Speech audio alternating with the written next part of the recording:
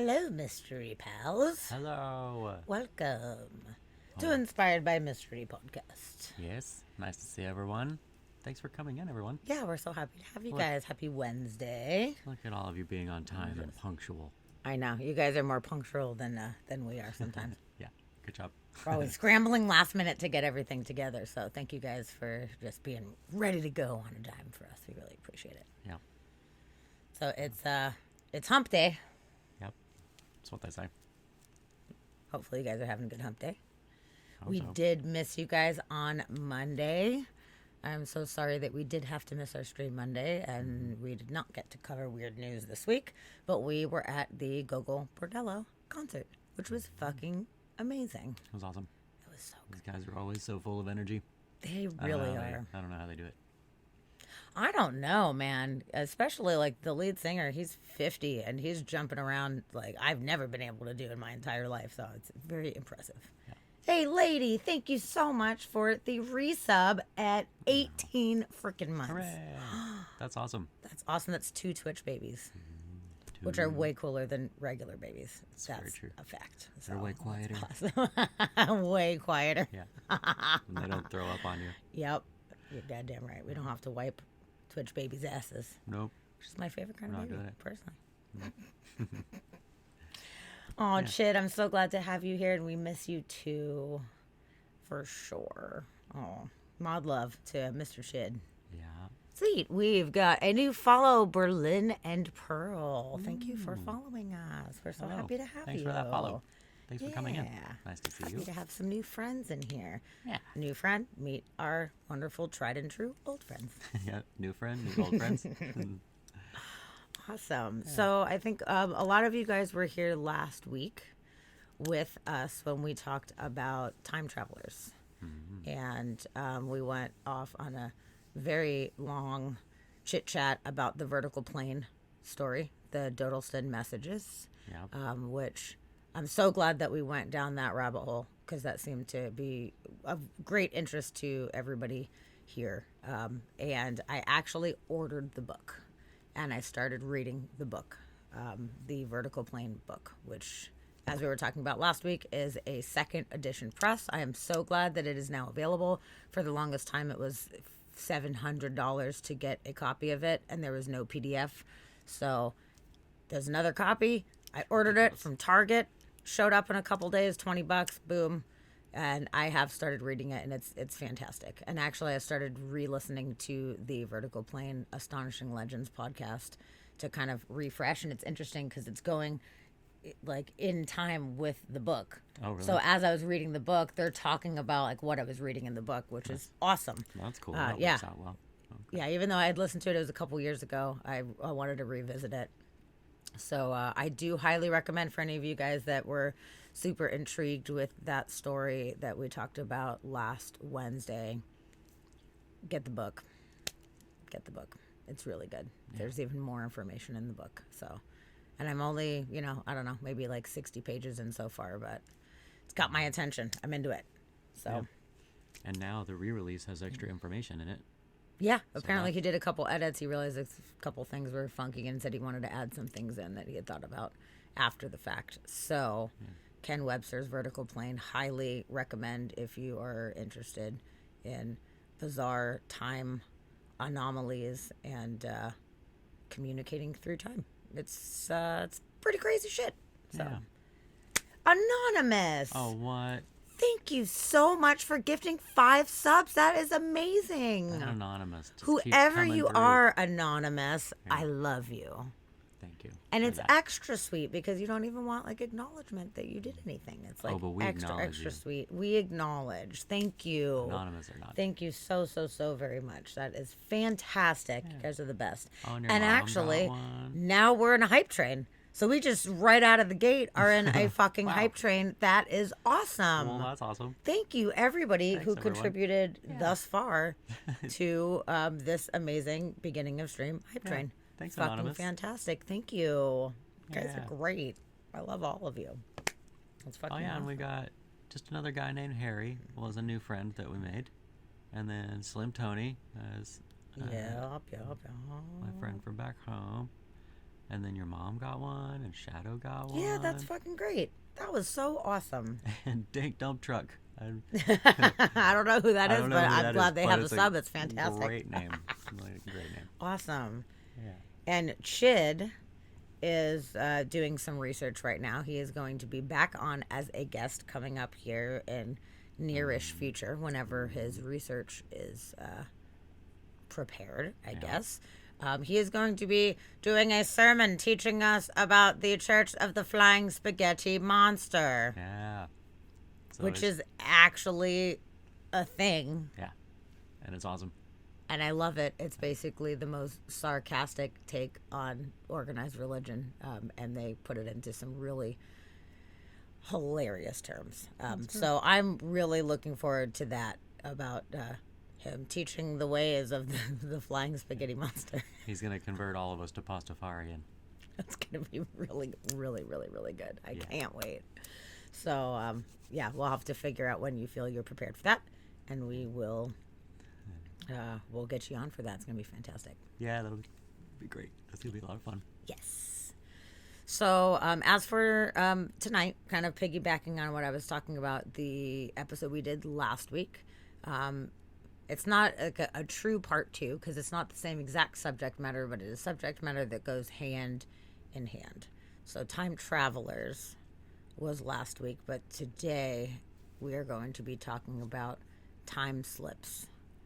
And lost time and getting lost in time, which is very interesting because with time travelers, you know, we talked a lot about it, whether it's deliberate. And if it is deliberate, then what is it? How are they able to do that? Where's the time machine?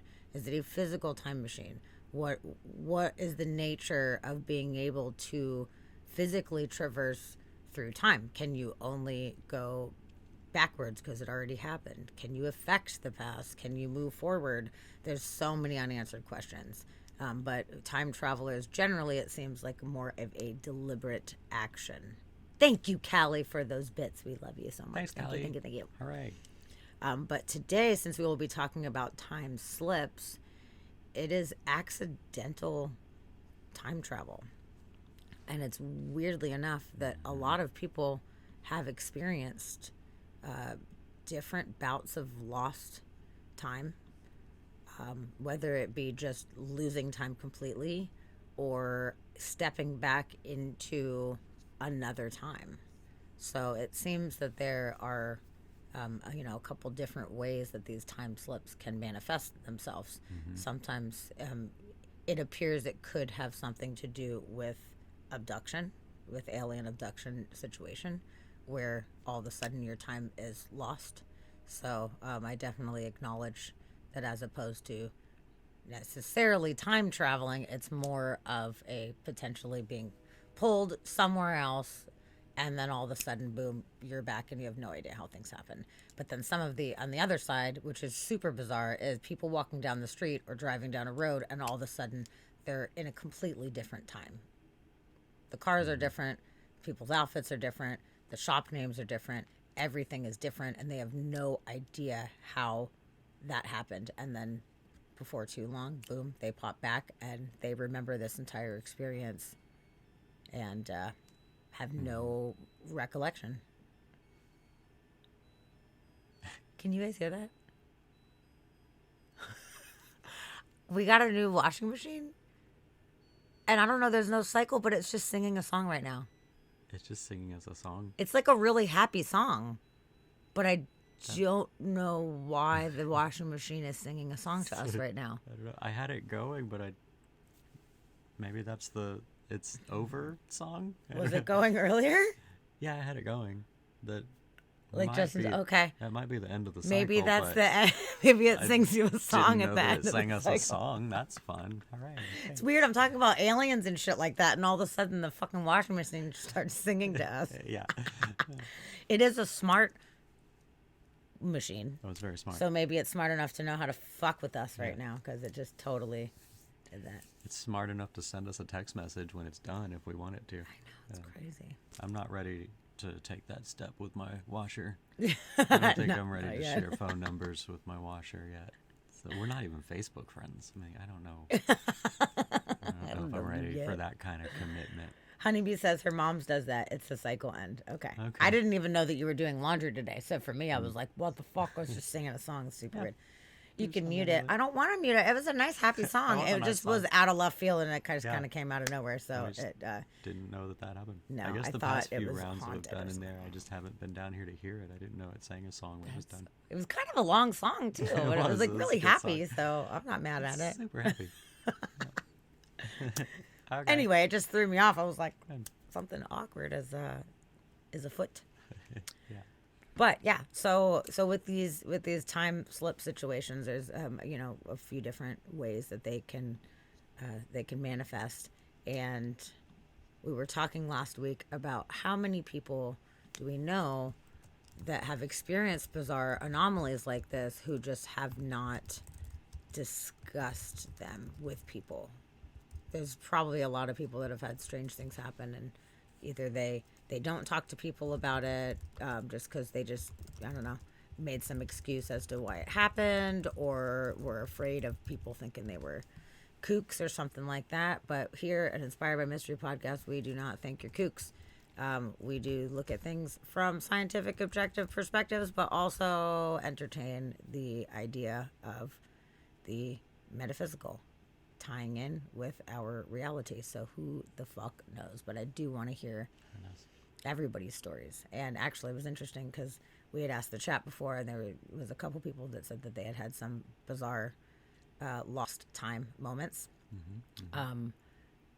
We have our dear friend Thaddeus, we were talking about calling in, who we didn't get in touch with this time, but we will have him on later for sure to tell his really remarkable time slip story. But tonight we are having a guest on in a little bit named Sage, and he is going to tell us his extremely detailed, very bizarre time slip story. And it's cool because he gave me the first half of the story. And he says what's even weirder is what happened the next day, which I didn't tell you about. I'm going to tell you on the podcast. So I don't even know the second part of it, which I'm really interested in. I will say that his might be one that ties in with aliens. I will say that. So I'm really excited to have him on. So we figured probably around 9 we're going to call Sage in. But from now until then, we figured we would share a little bit just in general about time slips, and we can watch a couple videos talking about some respectable stories that are out there in the universe right now about people who have experienced some of these bizarre things. Yeah. And actually, before we move forward, I think you should share your story. This is very strange. Earlier we were talking about time slips and such, and Dusty remembered something that he didn't even remember before, that he hadn't even thought about. And he was like, holy shit, something like that happened to me. And it came back. And I was like, well, you got to share it on the show, obviously. So before we get into other people's stories, if you want, you should share your weird story. I can share a story. Yeah, it was weird. We were looking up, just doing some research and looking at videos for this podcast, and totally reminded me of something that happened when I was like 19, I guess, maybe 20, but I think I was like 19, and had completely forgotten about it and was really weirded out at the time. Had no explanation for any of it and just had to continue on.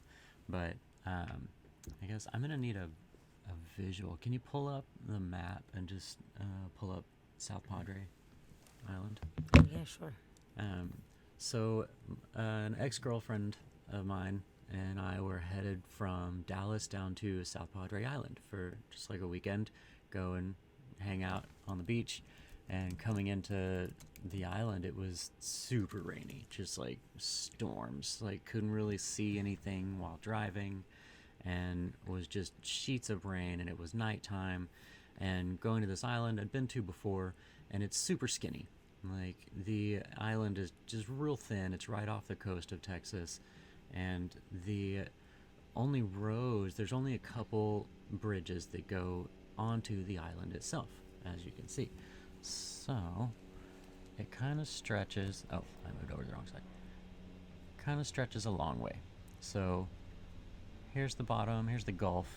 This island right here is Padre Island. Wow, that is a crazy shaped island. It is. It's a weird little string. That's like hundreds of miles. Mm-hmm. It is. What? So South Padre is this portion down here. And if we zoom in, you can see that the road stops like right here. So that's as far down as the road kind of goes. The rest of this is just kind of like nature land and like just wild beach. There's not really a whole lot there. The water, it's so thin that there's not really a need to go into that. But the road stopping here, most of the things you want to go to in South Padre are going to be right along this strip right in here. And then even going up, some of the, like the island ends here. So like there's a break right there.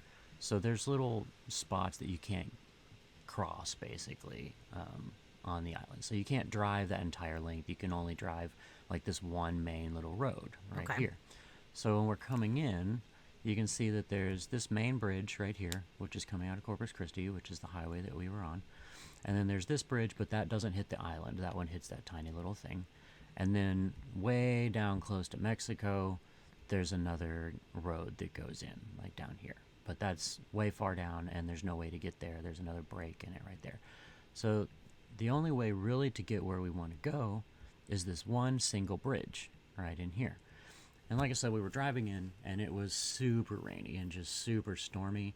And we got on this highway, and I knew that if we got over that bridge, as soon as we hit the other side, I could turn left or right and would be on the main strip of the island, and we could find a hotel from there. Like, this is before Google Maps and before anything. So we had to map it. I knew the highway we're coming in on, and we're driving in, and we get to that bridge finally, and it's just pouring, and just sheets of rain are coming down, and we're going over the bridge, and I was like, oh, we hit the bridge, like cool, like at least now I know we're on the island and we can find something somewhere.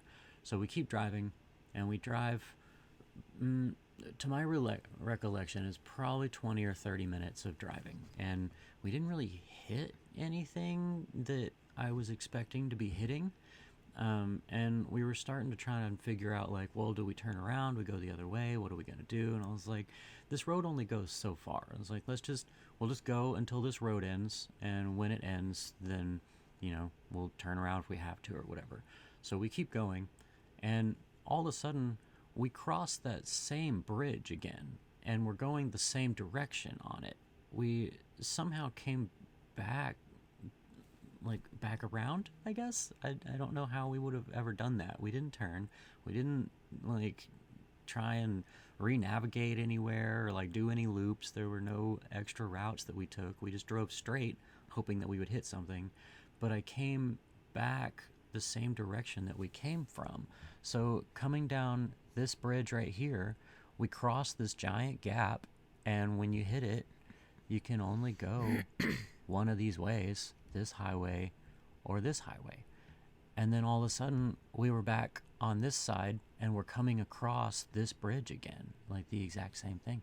And I don't know how we ever could have done that, because to do that it would have had to been a loop, but you can't loop because you can't get to this bridge.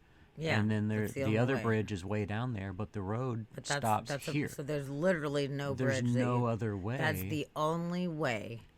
And you would have had to know you were going back over the bridge, which would have been like, oh shit, we're going over the bridge, we're going the wrong direction. Yeah, we would have hit a bridge again, another bridge, but we didn't, and we came over the exact same way, and then we entered into South Padre, and then we were in South Padre, and we found hotels and all the gas stations and everything else. But it was really weird that we didn't turn. And there was nothing during the time that you were driving for that amount of time, and it was raining. Did you see any buildings or businesses or anything at all? Not really. There was maybe some little beach houses or something, but it was just like open beach land, which, especially if you go out this way towards the end of out here, there's nothing out here. It's just beaches and some shrubs and dunes. There's nothing there. At least at the time. I haven't looked at it now, but at the time there was nothing there. And I've gone to the end of both of those roads, and they just kind of dead end into sand. It just turns into a beach, and it was really weird. It messed with me for a while, and we just had to keep moving on. We found the island, and we're like, okay, well, I guess we're here now. But it was a weird thing that I never figured out, and I completely forgot about that until we were watching different videos and looking into stuff like this. But yeah, we That's really weird. And then looped Shane back somehow. had the same experience. Yeah, yeah, she You was guys just are as both like, confused. what the fuck just happened? Yeah, we That's had no so idea how we weird. did that. We were looking at the map trying to figure out if there's a way that we could have looped somehow, but there was nothing. And we didn't turn, we didn't do anything. But like I said, I couldn't see, so it was just going straight. Like that's all I could do. And yeah, That's we so weird. ended up coming into a place and finding a hotel and staying there, but it was really weird. So Yeah, time that slip, is I guess maybe I that have experienced sounds a like. time I slip. mean, what else could it have been? And what is that like? What could the explanation be? Which is super bizarre because in some of these situations, people just lose time and they're like, oh, I was doing this thing and now it's 40 minutes later or whatever, and I don't know what happened in between or whatever. But that is interesting because it seems like you were just kind of picked up and put back where you Yeah. started. And unfortunately, you guys, I asked earlier if he had checked the time. Like, okay, this is about the time we're going over, whatever, the first time, but they hadn't checked the clock or anything like that. So there's no way to know how much time had actually passed. But it seems like it just picked you up and put you back where you started. Yeah. And when I say it picked you up, I don't even know what that means. Time. the universe, I don't know. Yeah. Time somehow. Yeah. Not that I think there's some divine force like picking people up and moving them around. But I don't know. Do you have any feelings now that you look back and think about it? Do you feel like it could have been alien related? Or is it just some weird time anomaly that you feel like you just kind of Yeah, stepped I in? feel like it was just a weird anomaly, something like that. Like I don't feel alieny or anything. And like really, I mean, it was 20 years ago. So I'm like the fact that I just remembered this, there's been a lot of details that were lost, but I do remember us talking about it and trying to figure out what just happened and how we got to where we were and why we were crossing the same place twice. Like how are we crossing this bridge twice without going back over it again? Like that shouldn't happen. No, it doesn't make any And sense. it was really weird. And Cali, yeah, it was still raining. Honestly, it rained that entire weekend. Like it was an extremely poor choice of a weekend to go to a beach. That But sucks. we had as much fun as we could. And then that's also when we found out that a lot of hotels don't let you rent a room if you're not 21. And Really? yeah, it was a really weird rule since I think I was 19 and she was 18, and most of the hotels, none of the main ones would let us rent a space. They wouldn't do it. So we ended up having to get like literally the worst roach motel I've ever stayed in ever, and it was not good. My power steering went out. I had a leak in my power steering thing, so I had to put like 40 things of 40 refills of power steering fluid in my car the whole time before I could get it fixed. And like it was, good times being a teenager and trying to figure out how to do adult things and one of your first excursions out by yourself, and that's That good. sucks. We had fun, but But what a strange thing. But that And was a really it's weird thing. always cool to have a witness with you for things like that. Yeah. Because it's one thing if you're like, I experienced this thing and it's still valid and credible. Absolutely. But to have somebody else that was with you that's like, what the fuck was that? It's a lot more validating for you and your Yeah. mind, you know? yeah, I was glad that I had somebody there to be like, did that really just happen? Like, okay, yeah, it did. That's a But weird yeah, one. we never figured it out. Never figured it Never out. understood. Weird. Yeah, honeybee should have never left home. I know, right? By the way, hi Joey. I Hi, love Joey. you. I'm so glad you're here. Yeah. You get to hang out with us Yeah. for time slips. for coming in. Time slippers. Everybody put on your time slippers. Yes. Yeah, Yeah, weird. so That's super. that's my That's super tale. weird. I have no tales like that, and I guess I say I kind of wish that I did, but I don't know. It's kind of awkward, you know. Like I don't know how I would feel in it, but I've never had any weird time loss. I've had some really bizarre things that I feel like transcended time, and I've had some, weird premonitions and things like that, but nothing where I felt like I was just doing this thing and now I'm completely off track. But like I was saying before, is like how many people have experienced bizarre things that we see in our daily life. I mean, think about our family and everything. Like I actually just found out recently, like very recently, from my mom, that my mom had an out of body experience when she was a teenager, and she was full blown out of her body for like a long time.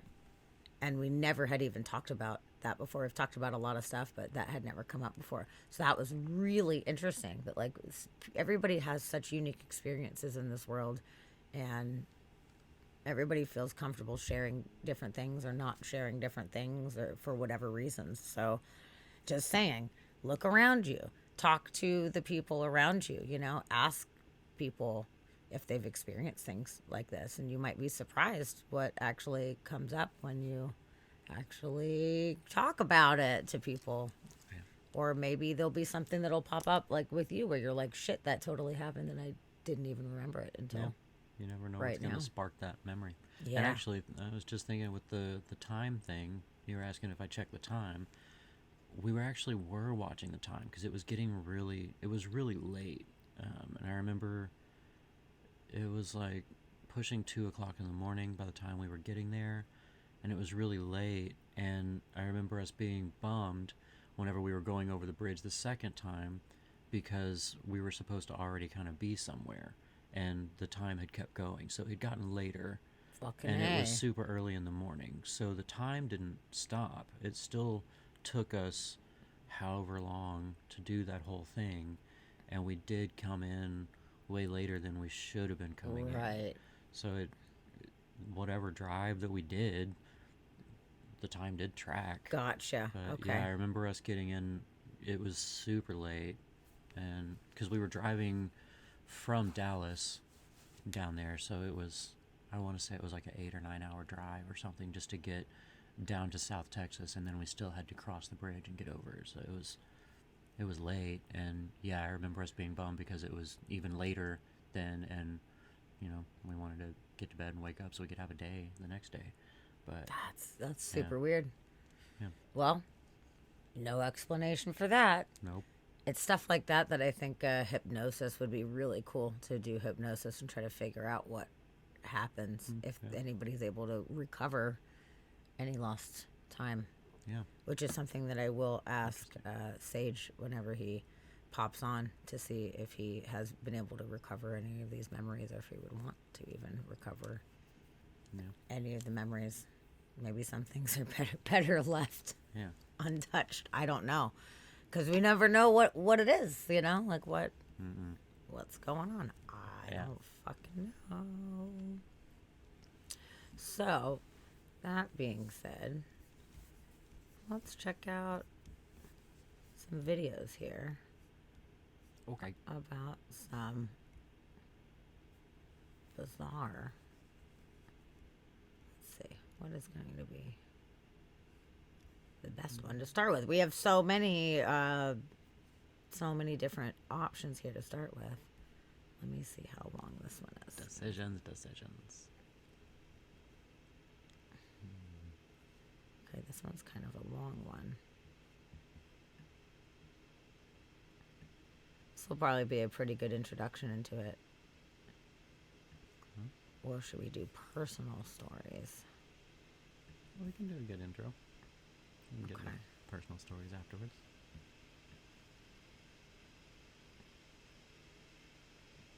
Okay, let's give it a go then.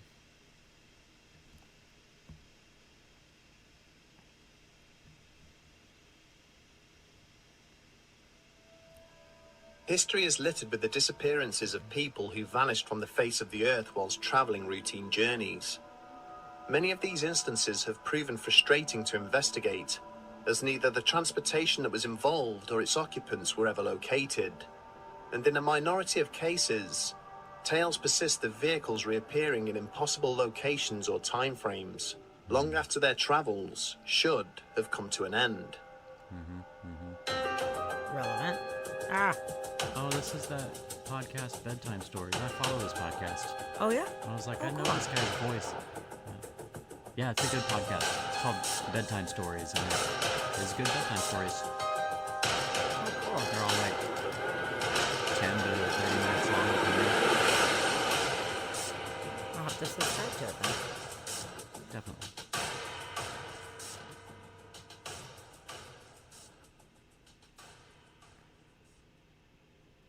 All right, let's see what they got to say about trains, planes, and time slips.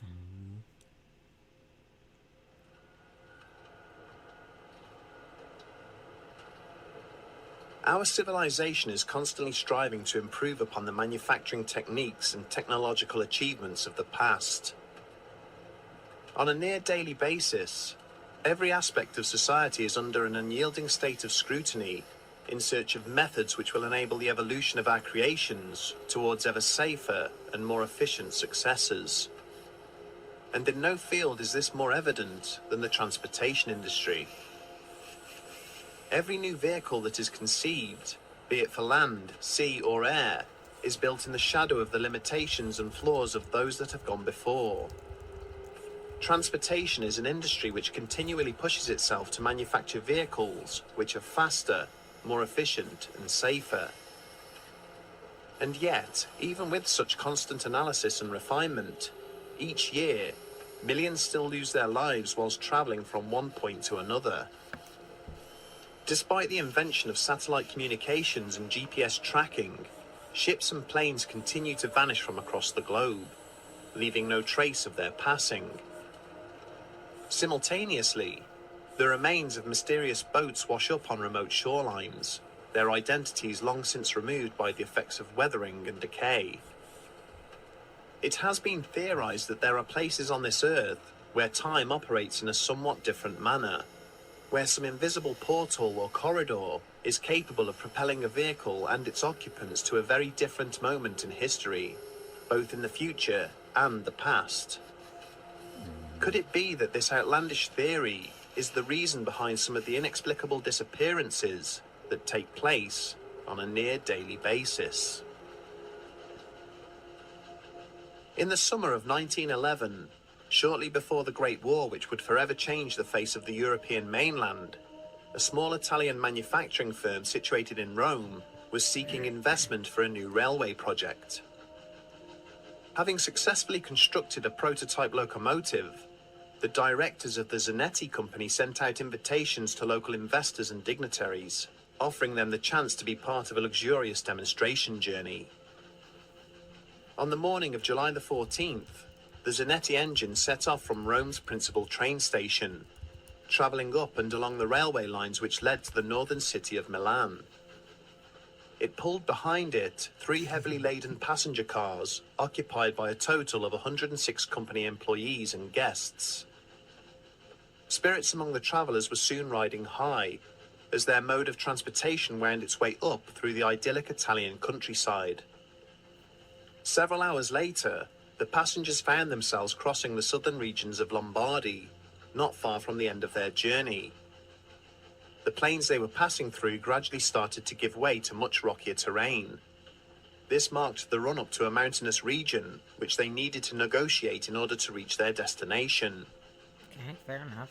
It was at this point, as the locomotive was approaching the first in a series of tunnels which had long ago been carved into the base of the mountains, that some of the guests began to experience an unexpected phenomenon.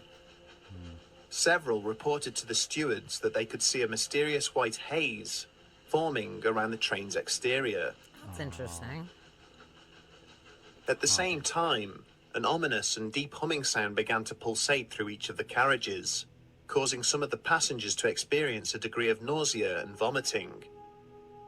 One of the travellers pulled down the window nearest to where he was standing. He peered up ahead of the train, looking beyond the filthy black smoke issuing forth from its funnel, and then cried out in alarm. The milky fog that was smothering the train seemed to be pouring out the mouth of the tunnel that they were rapidly approaching. As this vapour continued to envelop the carriages, It became so thick that visibility inside the compartments was reduced to a shadowy half-light. Weird. By now, despite the best efforts of the train's staff, fear and panic began to take hold. As the engine rushed on towards the foreboding tunnel entrance, there was a panicked rush towards the doors of the 3 carriages. Passengers jostled and pushed one another in a desperate effort to exit the train, with 2 successfully managing to break free and hurl themselves out onto the ground. Wow. Good thing it was The a 2 slow train. escapees watched on in terror as the train and its 3 carriages barreled on into the tunnel, disappearing from sight. It would take several hours for word of the incident to make its way back to the company's offices in Rome, who in turn alerted the authorities in Milan. Soldiers and mountain rescue staff were immediately rushed down to the tunnel network in a frantic bid to locate the missing locomotive. But no trace of the Zanetti engine or its passengers were to be found. What? Troops and rescuers accessed the tunnel network via the northern end of the line, only to emerge in confusion at the point where the missing engine had entered. Weird. There was no wreckage, no bodies, and no sign that the train had ever passed through the tunnels. What? Eager to avoid damaging the reputation of the country's rail network, the authorities moved swiftly to cover up the incident, working closely with national newspapers to minimize coverage of the story. Over the next few years, private searches of the tunnels were organized by relatives of the missing travelers, without success. Eventually, after sustaining damage from Allied bombing raids at some point during the Second World War, the tunnels were closed down and their entrances blocked off. The Zanetti train became little more than a distant memory, a ghost story told to local children before they went to sleep at night, until a mysterious incident, nearly 40 years later, and 2,000 kilometers away from where the train vanished. On October the 29th, 1955, a railway signalman in the Ukrainian city of Sevastopol reported to his superiors that a mysterious train had passed through the crossing he had been working on. He described the train as being very old in appearance and pulling 3 carriages, all with their curtains drawn. More concerning still, he insisted that not only had it passed directly through the crossing barriers, but had also crossed the railway line at a point where there were no corresponding tracks for it to travel upon. What? What? Weird. Oh, that's not good. You got a ghost train? The mystery That's train fair. was witnessed several more times traveling through the Ukrainian countryside, most recently in September of 1991, when hikers reported having observed it passing through a crossing near the city of Poltava.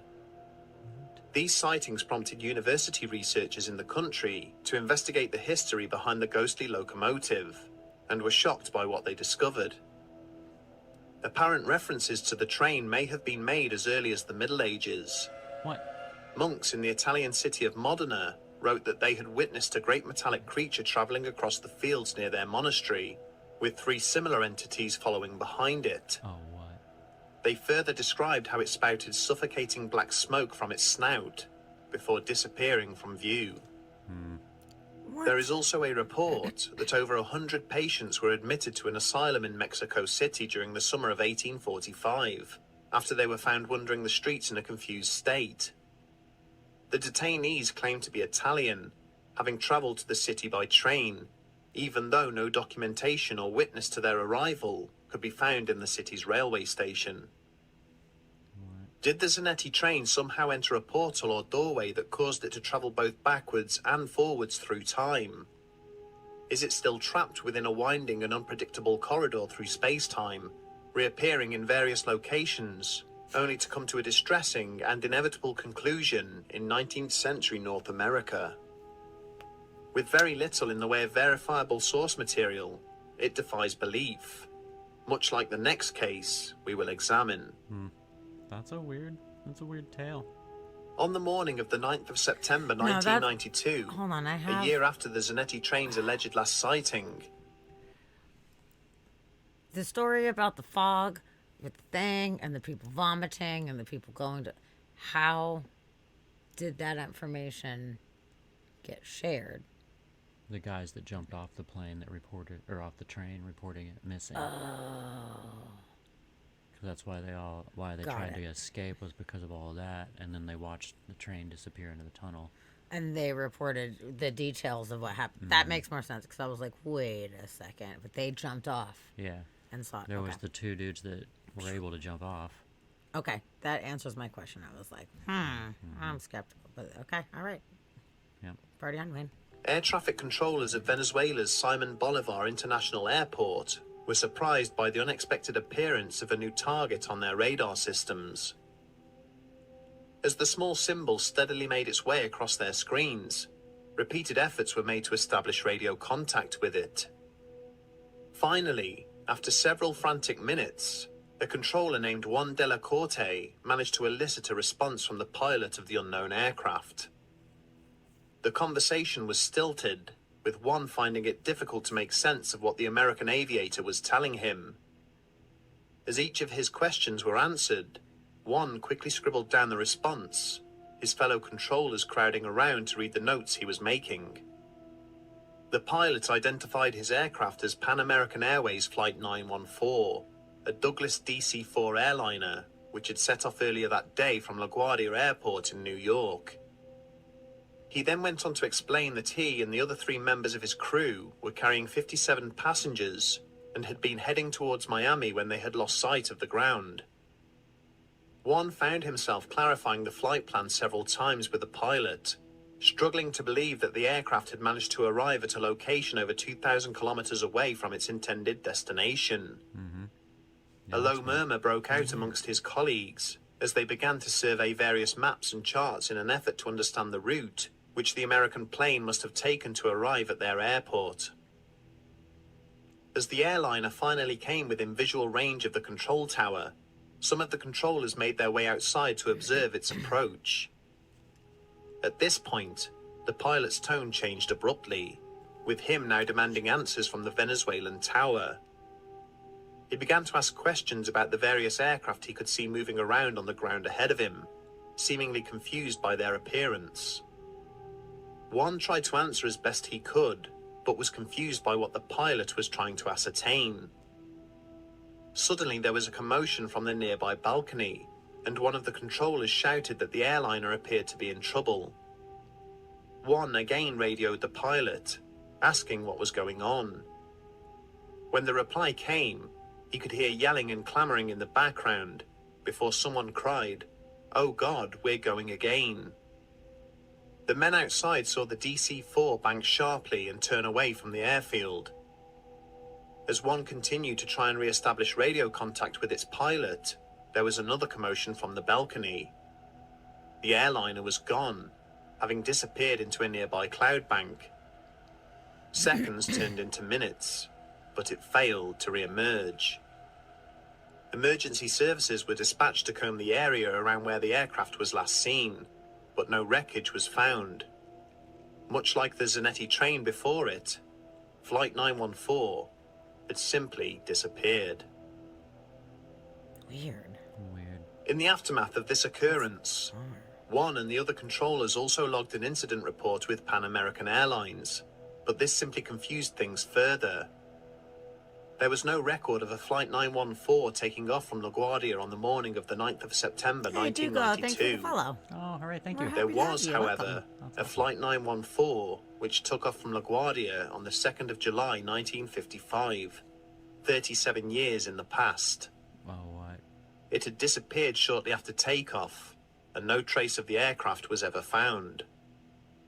Despite the story of the missing Pan Am airliner having been circulated in a number of newspapers, there is a stark lack of official corroboration, which would seem to indicate that it's completely fabricated. Some versions of the tale have the airliner landing, before its crew panicked and took off again. Others have it flying to Miami, where both it and its passengers were seized by the American authorities. Could it be that all official records pertaining to both the loss of the aircraft and the subsequent encounter in Venezuela have been officially suppressed, and the survivors of Flight 914 hidden away by the government? Are they still trapped in some sort of time loop, oblivious to the nature of their unending journey? Or is it just another tall tale, another internet creepypasta to add to the ever-growing list? That's really bizarre. That's really Whatever the strange. degree of authenticity relating to these two tales, they are only two examples of a much larger cachet of supposed incidents, indicating that there may be cracks in time, which both machines and the people who pilot them inadvertently fall through. We have already examined some rather curious cases of alleged time slips, as well as reality crossovers. Another notable example is that of Gil Perez, a Spanish soldier who was stationed in the Philippines during the late 19th century. One evening he fell asleep whilst on guard duty in Manila, only to wake up in Mexico City's main square, on the other side of the world. What? He was detained by the Mexican authorities and interrogated at length, only to be released when the Spanish government confirmed his identity and that he was missing from his post. What the fuck? Okay. Are time slips the true cause of such notorious disappearances as that of Flight 19 or MH370? Perhaps the USS Cyclops may one day finally arrive in Baltimore, its crew unaware that they have been missing from the seas for over 100 years. What? Or is such a concept one that is merely limited to the pages of science fiction and fantasy, used as a comforting alternative in the aftermath of such disasters? Was the loss of human life so harrowing in these cases, and the circumstances so inexplicable, that the relatives of those who were involved embraced the idea of something extraordinary in a desperate effort to accept and understand the tragedy? Sadly, with no viable or convincing evidence to substantiate them, stories of time slips all too often prove easy to dismiss as fabrications, dependent only on the word of those who claim to have witnessed or experienced them. For now at least, what we are looking at here are two intriguing but completely anecdotal tales. Perhaps in the future, scientific study or even hard evidence will finally come to light that either proves or disproves the concept. Only time will tell. I see what you did there. That's very interesting. That's really interesting. That is really some weird shit. Yeah. And it's always weird when it's like planes like that where they have flight times and schedules and like the numbers and everything, so they can actually call it in and be like, here's this plane, like what do you guys know about this plane? But even when, you know, they called in and Pan Am was like, that flight hasn't been around in, you know, decades. Like, okay, well, we just talked to it. Like, And they said, oh, okay, we're going again. Like, it's like they knew that Yeah. something was happening. yeah, That's so strange. yeah, You know, it's bizarre to think about getting stuck in one of those loops. People that just go missing, yeah, like that Missing 411 documentary where it's like people, their shit was found way farther away than they could have physically been able to traverse in that amount of time, Yeah. and they're gone. yeah. That's real weird. It's super weird. It's very strange thinking that people could just be gone and stuck in these loops forever. It's one thing people kind of like pop in to some bizarre alternate time frame and then pop out, and then they're like, what was that? But to just never be seen never again, come back, for yeah. people to never Yeah, be seen again, or be seen for like a minute and then gone again. at some point in time that has nothing to do with when they went missing. That's so weird. It was weird. Hey, Plain Toast, what's up, bud? Hi, hello, We are friend. so happy to have you. Thanks for coming in. Thanks for hanging out with us. Hey. Ah, wow. Okay, so that was pretty good. That was interesting. Speaking about vehicles specifically, and their, you know, the nature of that, which was interesting after your story right there. Yeah, So this one, I don't know what, you know, what other ones you've got backed up, but that one that I sent you that reminded me of my story is kind of along the same lines. So if you want to go into that, you can. We don't have to. I don't know what you have left, but just I a don't know. reminder I that wanted that's to what kind that of is. show a little bit about people going into like existing in alternate times. Okay. That I think is really Yeah, that sounds great. cool, because that's like the other side of the coin here too. You know, it's like one thing to just be like, I don't know what the fuck happened. Yeah. But here is a specific story about a person who experienced a very bizarre time slip themselves. So let's check What out. started out as a simple car journey for Pamela Robinson after visiting her sister turned into a nightmare, as if she'd entered into another dimension or counted a time slip. In May of 2006, Pamela spent time with her sister in Charlotte, North Carolina. The sister had just moved to North Carolina and Pamela had driven there from her home in Georgia. She then left her sister's home in Charlotte to head back to Georgia at 7:30 a.m. on May the 22nd, 2006. She followed her sister to the expressway because she was on her way to work at Uptown Charlotte. Pamela then continued on towards Expressway 177 in Charlotte, towards 185 South. She remembers driving and seeing landmarks that she'd taken notice of while travelling to North Carolina. Pamela said that she did not remember anything else until she came upon a fork in the road and saw a sign that read 126. She was confused because she'd just driven 2 hours and was completely unaware that she'd travelled in another direction. Pamela had no memory of travelling for 2 hours and she couldn't see where the highway led to on the right. She then pulled over to the side of the road and called her sister and was in a panic because she couldn't understand what had happened and was feeling disorientated. They spoke for a few minutes and the sister told her to see if she could get off and head back the way she came. However, this was where things started to get even weirder. About a mile down the expressway, she got off at the first exit on the right.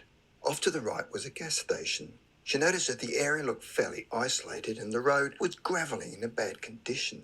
The buildings were old red brick buildings, the windows were broken, and some had cardboard covering them. There was no traffic on the roads and no sidewalks. However, when she pulled up to the gas station, she saw there were about 6 cars there. She decided to go into the gas station building to see if someone could tell her where she was and how she could find 185. When she went inside the gas station, she noticed a few people there.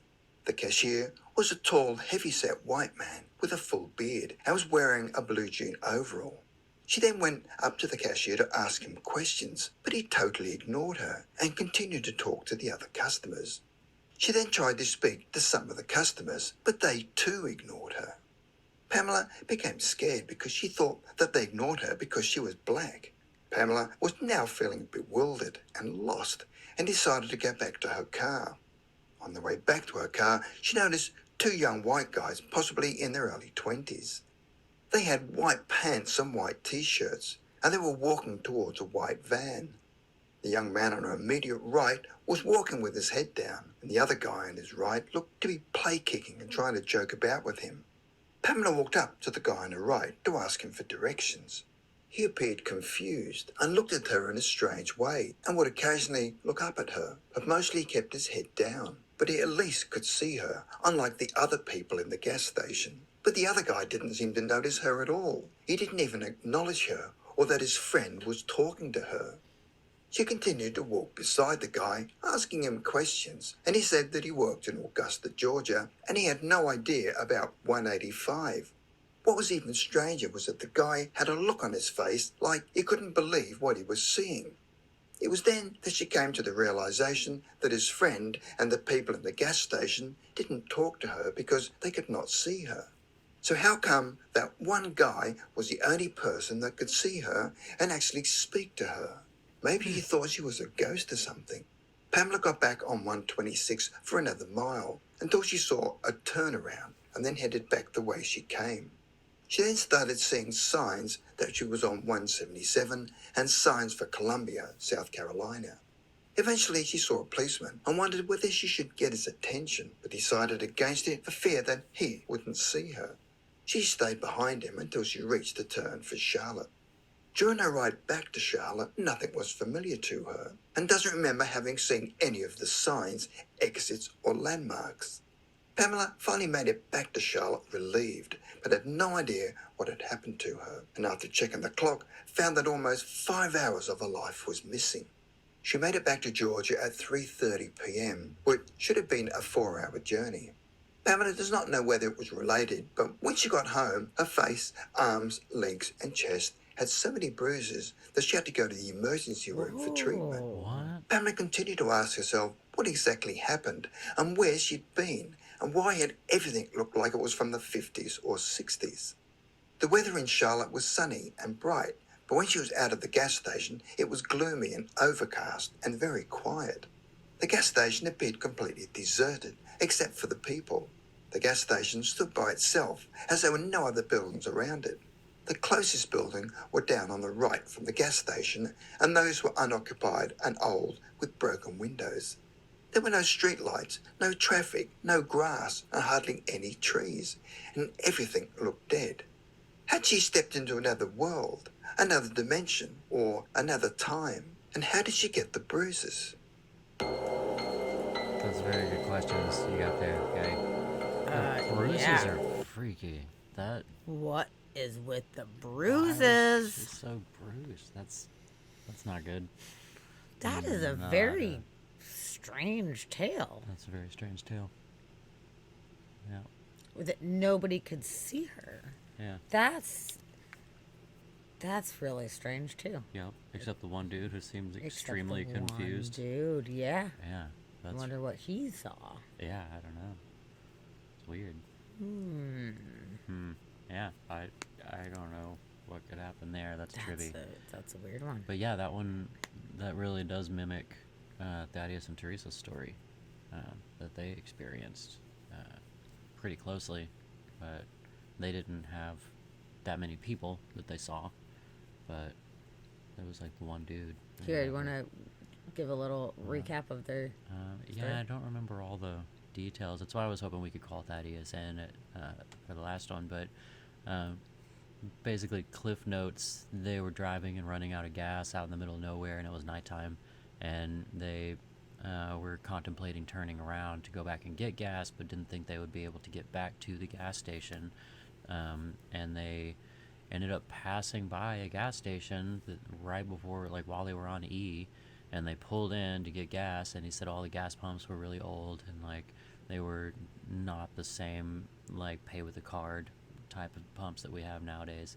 And he went in, and the walls were pretty bare, and he said the gas station just looked pretty old and run down, and there was one guy working there that he talked to and paid and filled up with gas or whatever, and said the guy was kind of wearing a little bit more old-timey clothes. I think he was wearing like white overalls, kind of like whenever the gas station servicemen would come out and like check your car and stuff back in the day.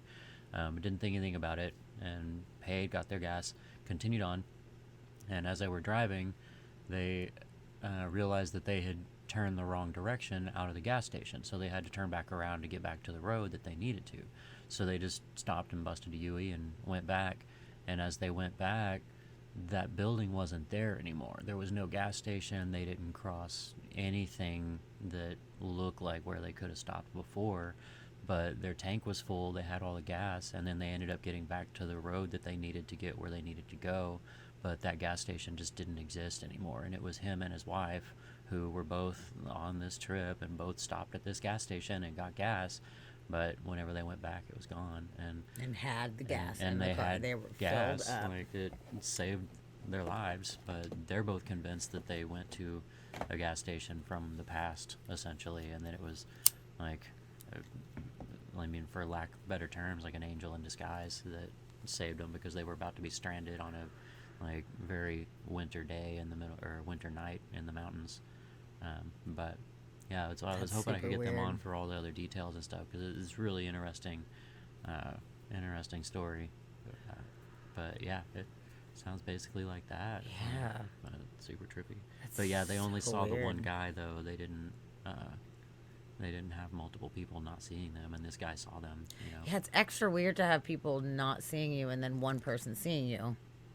That's super weird. Yeah. But for them to have that interaction and just thought it was kind of strange, but whatever, it's out in the middle of nowhere. It could be there's still old timey pumps somewhere Yeah. in some places. Yeah. To not really think much of it, but then when to turn around and realize it's not even there at all. Yeah, there's just nothing there. That's like not even a rundown building, super but weird. just nothing. That's That's so fucking weird. yeah. Yeah. That Real weird. totally is bizarre. Shit. You got a bunch of bruises from the slutty Barbie?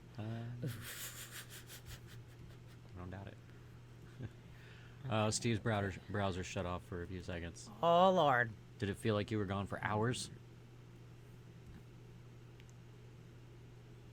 Okay, so this is the same Weird World, and this one's about 6 minutes too. And this is Strangest Time Slip Stories that will make you question reality. Oh, okay.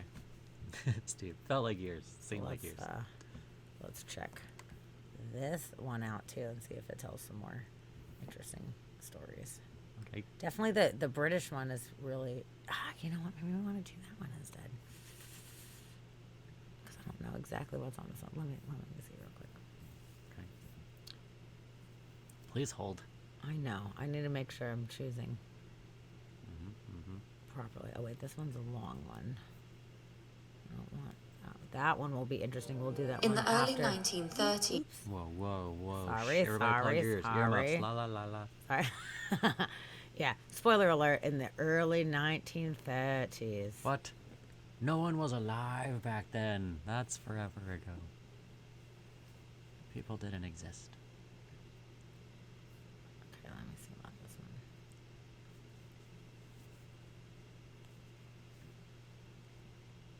This is the one.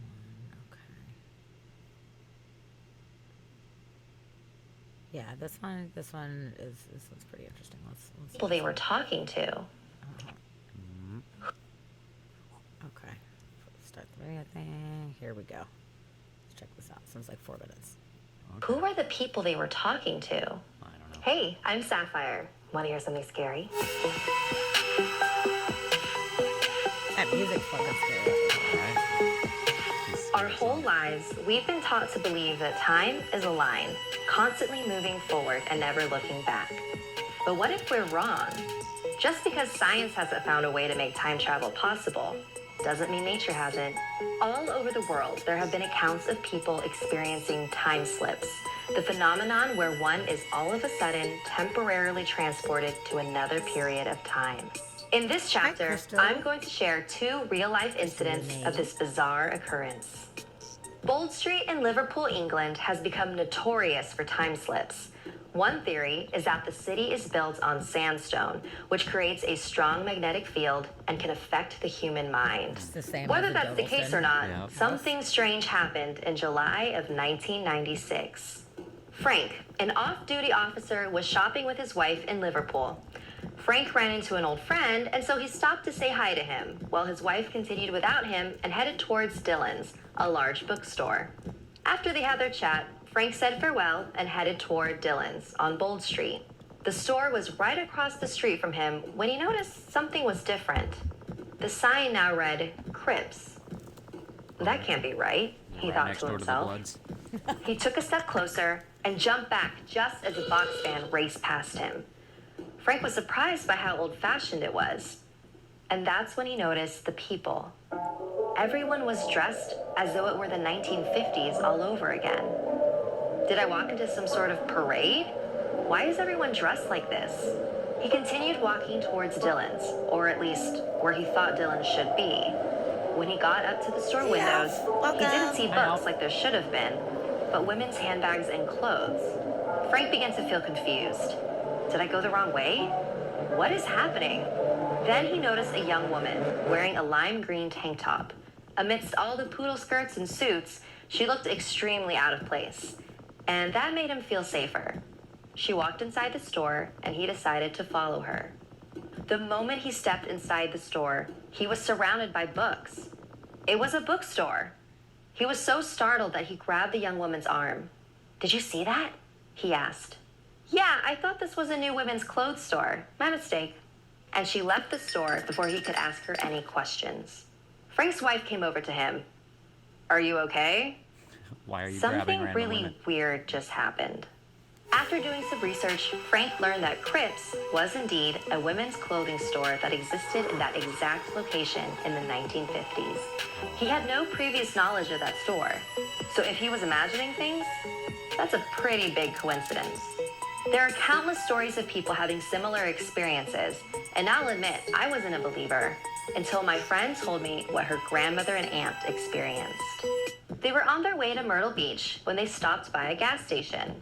It was very authentically retro, though they did find it a little peculiar that everyone around them was dressed in an older fashion. Yeah. While they were filling up their tank, the Gas other stations customers struck must be up friendly closed. conversation with them. They left the station, and when they got to the beach, they told their friends about the adorable gas station they stopped at. So on the drive back, they were just about to point it out when they realized it wasn't there. Instead, it was just an old gas station that probably hadn't been operating for years. How could they have both imagined the same thing? How did they fill up their gas? Who were the people they were talking to? So, what do you make of these time slip accounts? Have you personally experienced one? Do you think it's really possible to temporarily step into another time period? Or is it all just in their heads? Like this video if it gave you the chills, and don't forget to subscribe to Snarls and check out our other videos. Wow. Wow. So that Weird. is a theme. That is a theme. So it seems. That is very weird.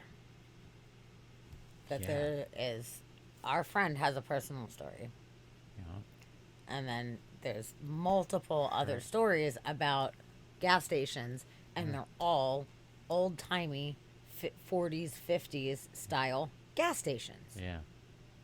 What the fuck Which, can we I make guess of if it's that? a gas station, like gas stations didn't exist, you know, much longer before that, really. I guess Sure. like they were sparse, so it would make sense if it's a gas station. It's going to be around that time. But why is that the crossover point?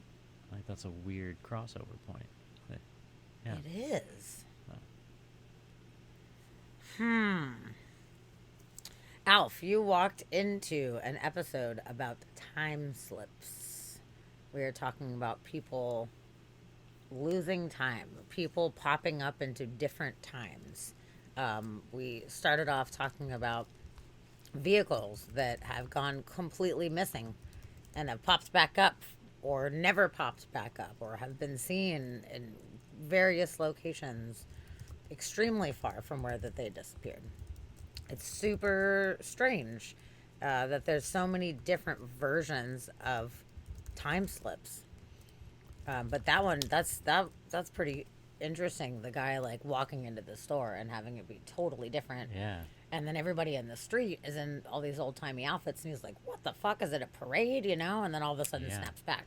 And then the lady who he said made him feel a little bit more comfortable because she wasn't dressed the same as everyone else. She thought it was a women's clothing store, which when he looked it up, the women's clothing store is what was there in the 50s. Yeah. So when she walked in, it was a bookstore that he was in before, and his wife was there, I guess, whatever is what it sounded like. But when she walked in, she was confused that it wasn't a women's clothing Yeah, store. because if she was walking down the 50th street and saw it was a women's clothing store, and then all of a sudden walked in, and then Yeah, she's like, what then just it happened? switched. So there was somebody else unrelated to him that was having a similar. Yeah, but it's like he stepped experience. into the past, and then she stepped into the future. And it's like he stepped into the 50s, essentially, and then whenever they walked into that building, she stepped into the future, and he stepped back into his present time, and then she left. and Unless stepped because back. he said that she didn't look like she was from the 50s like everyone else. So she could have been Yeah. current time person, just also walking down in this old timey street, Yeah. seeing that it was closed, and then being back in present time. Like maybe Yeah. she wasn't going into the future at all. Maybe she was present timeline with him, Maybe, but- and they both just slipped. But she was saying she thought it was a women's clothing store. And Right. when he looked it up, the women's clothing store was there in the 50s. Right, So but for- when he was first going in, he was supposed to be going into Dillon's, that bookstore, in current time. But when he was walking up to it, it was called Cripps, and he was seeing it as this clothing store. So I'm saying if she got sucked back in time, if she was present day person, got sucked back and was walking down the street and saw a clothing store and thought she was just going to go in because she saw Oh, yeah. what it And she was. just didn't notice beforehand. Yeah. Maybe. And yeah. then was like, oh, never mind. Sorry, I guess I went into the wrong place. Through the window, I saw women's clothes. That's Yeah. weird. It's not women's clothes. Yeah, I don't know. That's a weird one. That's really weird. It is. Yeah. That's weird that he had somebody in it with him. Yeah. And he grabbed her. Like, did you see Did that? you She's see- like, oh, yeah, I It's guess I just just like- made a mistake. My bad. Yeah, shit's weird. Stop grabbing me. And she That's probably just like hurried so out and was like, I'm weird. leaving. And it's like before he got to ask any more questions because he just came up and grabbed her. Probably just freaked her out. Yeah. Don't yeah, do that that's to people. that's a that's a really weird one. Yeah. Yeah, there's so It's many trippy. different kinds of versions of these time slip situations, but all of them, one way or another, are accidental. They're all accidental Yeah. time traversing. Yeah, and I've heard You a know, couple it's different weird. stories. There was like the one I was telling you about it that I couldn't find the video of the guy explaining what he went through. But basically, this guy was talking about how he was on his way somewhere. He was walking and he stepped off the sidewalk. And when he stepped off the sidewalk, all of a sudden he was back in like the 30s or 40s. It was like horse-drawn carriages like time. It wasn't even any kind of modern times. And like the road was dirt and there was like puddles and stuff, and he was real confused at what was going on. And then something like one of the carriages was coming at him, so he ran and hurried up and got to the other side of the road. And he said as he was crossing the street, there was another guy on the other side that saw him and looked confused, probably at the clothes he was wearing.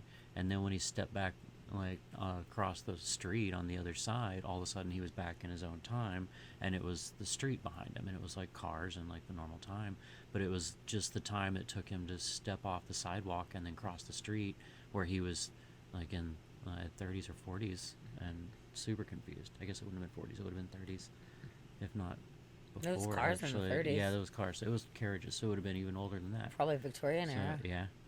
Yeah. Which is something interesting too. It's like it seems like in a lot of these time slip scenarios, people are going back to anywhere from Victorian era to, you know, commonly the excuse me, the 40s or 50s. Where is the line here?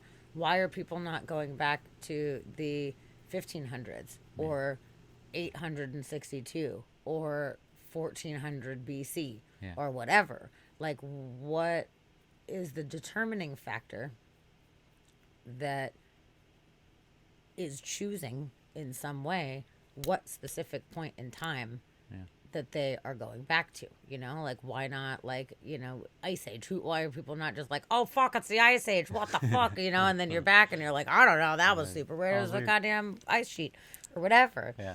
You know, like, it seems like there's some kind of like cusping time where it's still able to be accessed. Yeah. And it's like similarly with ghosts a lot of times too. It seems like with paranormal stuff, people see like old timey ghosts. It's usually Victorian era or beyond. You're not really seeing ghosts from, you know, whatever, Jesus time or what have you, Yeah. you know, or like ghosts from, you know, ancient Egypt and shit like that. Way. So, I mean, I have different theories on that, but it's just interesting that there's like almost like this specific amount of time that's accessible, and then once it's too far gone, it's just not able to be accessed as easily. Yeah.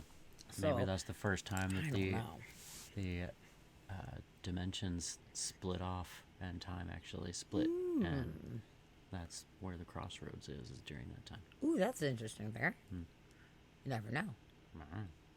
Or maybe if it's too far, or maybe it just loses potency or something of that nature. I don't know. There's so many questions. Like, it's such an interesting topic because there is just no answers that we can have or understand right now. There is some kind of truth to it. There is fact and truth Something's going on. underneath all of this. It's there, but we have no frame of reference to understand.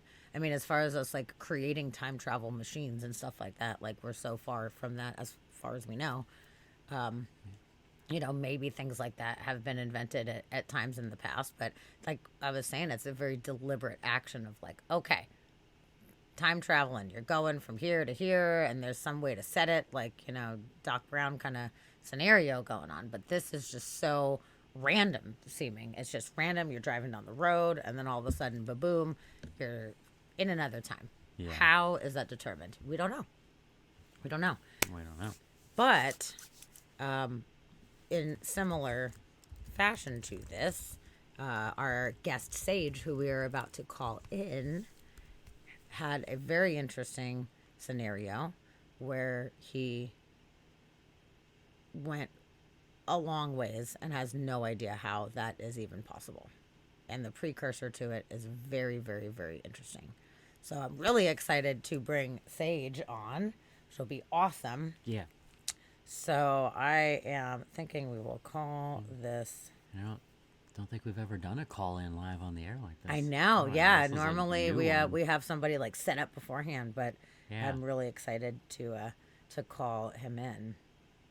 Okay, before we go, Plain Toast says, think of it as a dimension. We can't go backwards in time nor forward, but we can go to another parallel dimension, the same point in time, but in that dimension things aren't as developed or are far more developed. Yeah, so it's just like a lateral step in time. If all time is happening at the same time, you're saying you're just stepping laterally into whatever else is going on at the same moment in that area. It's possible. Yeah. It's totally possible. But that just brings up the bigger question of how many dimensions are there? Yeah. How Infinite. many parallels are there, and how do they get split, and are there just a finite amount of them, or do we cause them by having these weird anomalous shit and then cause, a whole offshoot into another direction? Because people's decisions that they make in their life could be completely different after having an experience such as this. So does that cause a whole new thing? Who the fuck knows? I don't know. No. You don't know. Nobody knows. And how many people have slipped back and never come back? Also, that too, missing persons on the milk Yeah. cartons and shit. Well, I guess I don't put on milk cartons anymore, but the old folks, we remember the milk cartons. Like, Yeah. what if some of them just disappeared? What if Yeah. they're stuck in the past and they Yeah. can't even get back, like Outlander style or something like that? Yeah. Guess what? Boop, they're gone, and now they're in 1632 or Yeah. something like that. Like, Like we Back would to the Future never 3, know. they got back there and then their time machine broke and now they're just stuck. Yeah, that's a good one. I like Yeah. Back to the Future. I like that one. Cool. What's up, JT? Hi, JT. I'm glad you're here, my friend. Hello. You Nice to came see you. at the perfect time. We're You're about just to in call our guest in tonight, and there is going to be a really interesting first-person account tale of a time slip. Story time. Ooh. I am so excited about this. This is going to be so cool. So we are going to... Steve. right now. That's funny. Happiness is finding your mother-in-law's photo on a milk carton. Jamming wings. That sounds jamming pretty, wings in pretty your mouth, fucking huh? good. Nice. Okay, so yeah, we're gonna give a call to our buddy here, Okay. Let's see and if this works. hopefully this works perfectly. Hopefully there's no echo or anything. There shouldn't be. If you guys hear an echo, let us know. I don't have my mod headphones on, so. Hey, Hey, Hello. what's up? alright, How's it going, Sage? it's good. It's I am getting now. I'm getting layers of sound coming back to me. Are you? Oh, turn down the volume on the Twitch Yeah, thing. mute your Twitch. Yeah, and if you just mute the Twitch. Mute everything Okay, except your phone call. Yeah. All right, Yeah. here we go. Perfect. Yay. Yes. Yeah, which is why we Better? thought if you had headphones on, it was perfect, so you wouldn't have to hear the delay. So Yeah. I think we're golden right now. Yeah. What's Oh, up? and now we can see your face. Good. How's it going? Oh, Growing it's well. fantastic. I'm so happy to have you here with us on this show. Yeah, thank you. Yeah, it was quite how I stumbled across that was very interesting. So, after your last show, and I was like, oh, wait a minute, I've got a story. I have one of those Yeah, stories. I saw you mentioned on my on the post that I made on Facebook about it. You were like, "I've got a story," and I was like, "Really? Yeah. Do tell." And then just what you told me from that story was very, very, very interesting. And that's like, one of the most like cliche versions of a time slip story ever. And to be able to have somebody's first hand account of it is just priceless. It's priceless. So I'm so grateful that you wanted to come on and share it with us tonight. It's awesome. Yeah, I mean, Yeah. when it happened to me, I was a moderator and an admin for a paranormal society group on Facebook. And Cool. that was one of the first places that I had shared the story, like parts of it, because I knew it was a safe zone to do it. Sure. But I was having very crazy interference with my phone, and so I was having a hard time trying to get up on the web. And then I ended up posting it on my wall, and I made it friends only. And I was like, look, don't bust my chops about this, but this is what happened.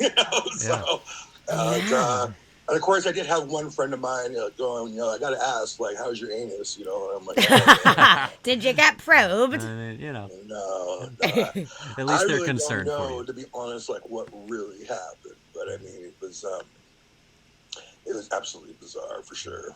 Okay. Well, I want to know. Yeah, tell us. me- Okay, start at the beginning. Yeah, start Once from the beginning. upon a time. Okay, so this was in January of 2015. I think it was like the 2nd or 3rd of January. And I was in Olympia catching a bus to go out to my mom's house because I was doing kind of caregiving for her. I was kind of an unprepared caregiver.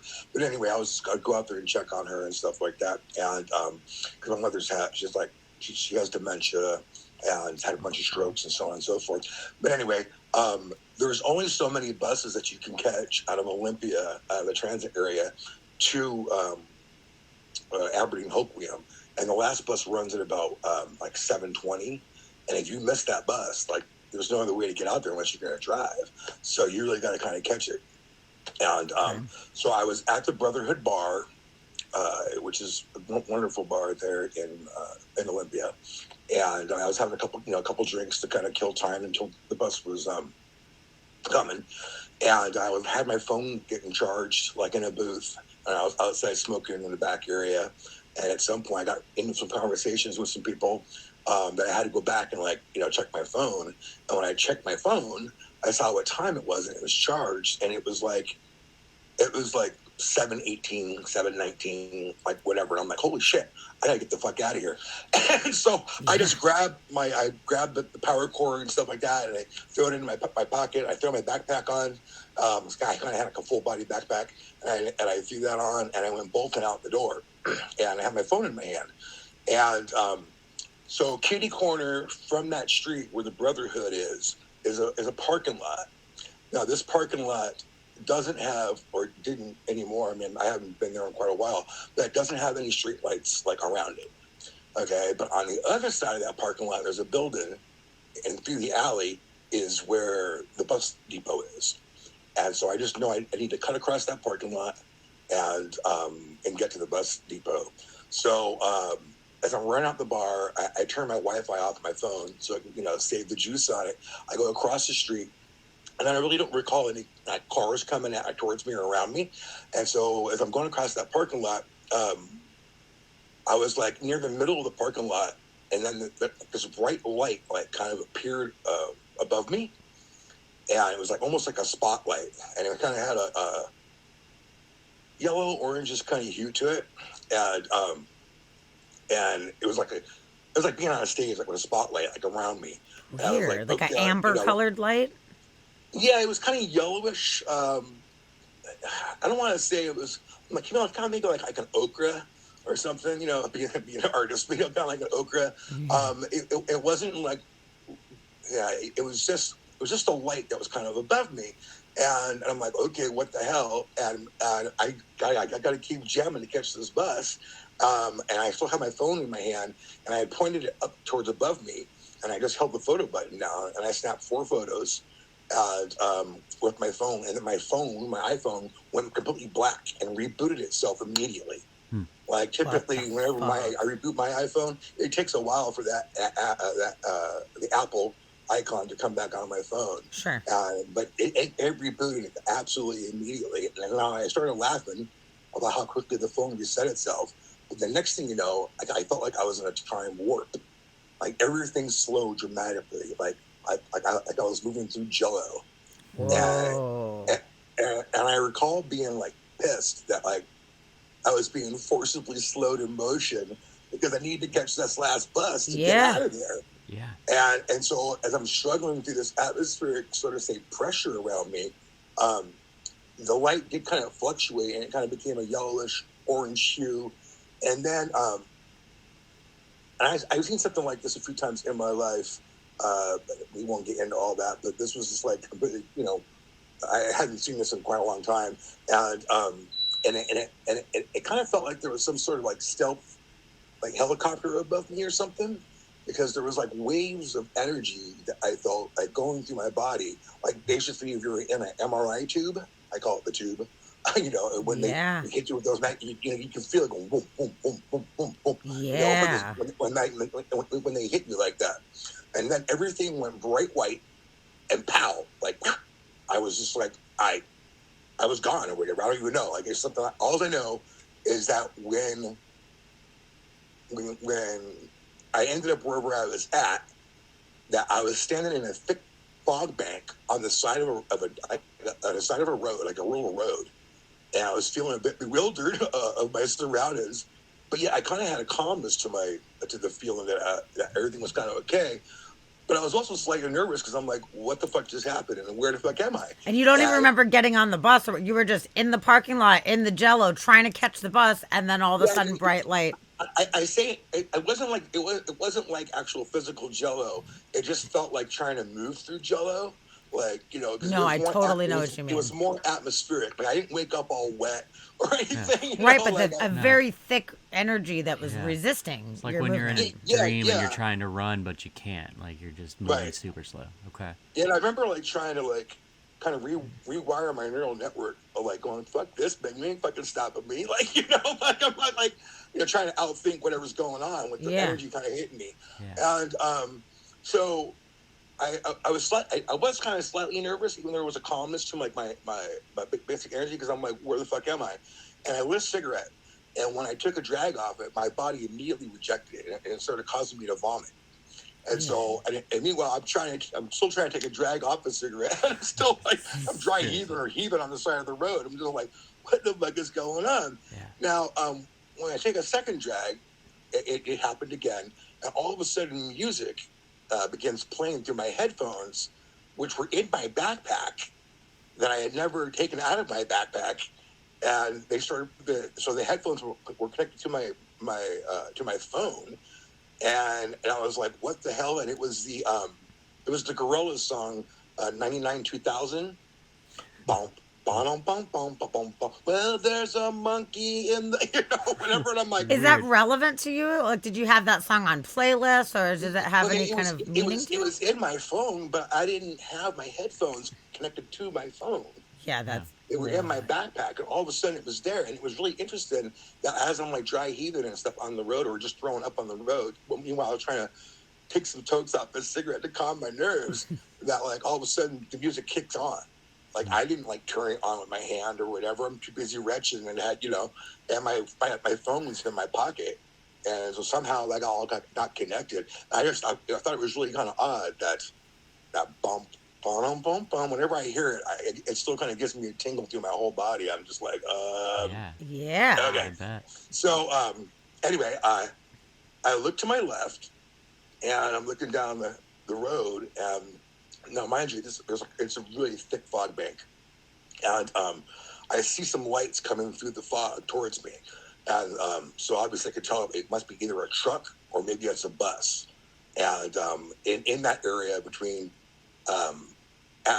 Olympia and Aberdeen and Hoquiam, that they suggest that you if you have a flashlight that you wave them down, and so I had a flashlight on the front strap of my backpack, and I just pulled it out and I started waving towards the lights coming towards me, and sure enough, it was the bus, and the bus pulled up, it stops, the doors open. I just throw the cigarette on the ground. I'm like, fuck it. I just throw the cigarette on the ground. Yeah. The driver goes, oh, you know, I almost missed you there.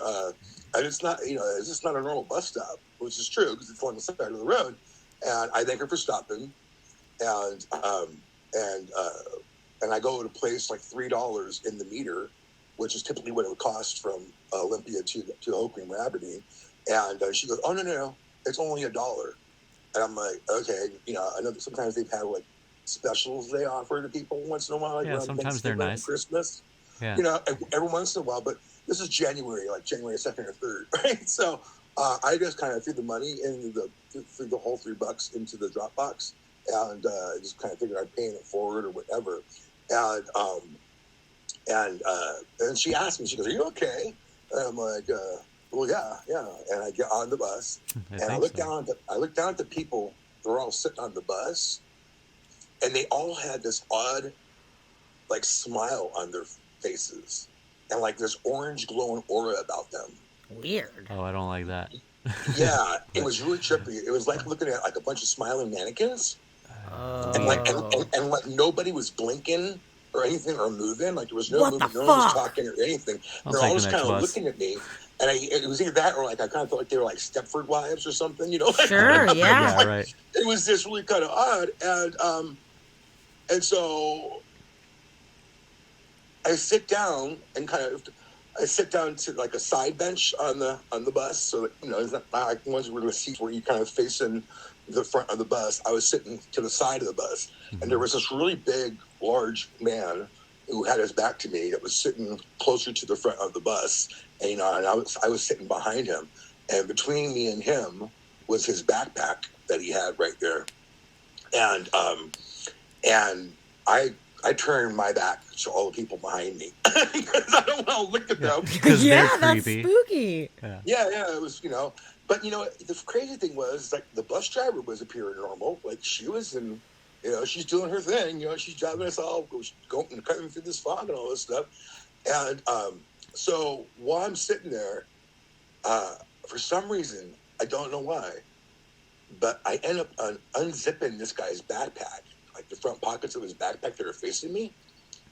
And I pull all of his items out of the backpack. And nobody sees me doing this. He doesn't hear me do this.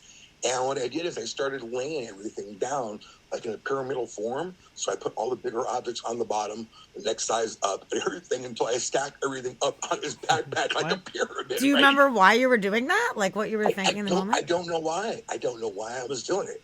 But I just felt like I needed to reorganize his backpack.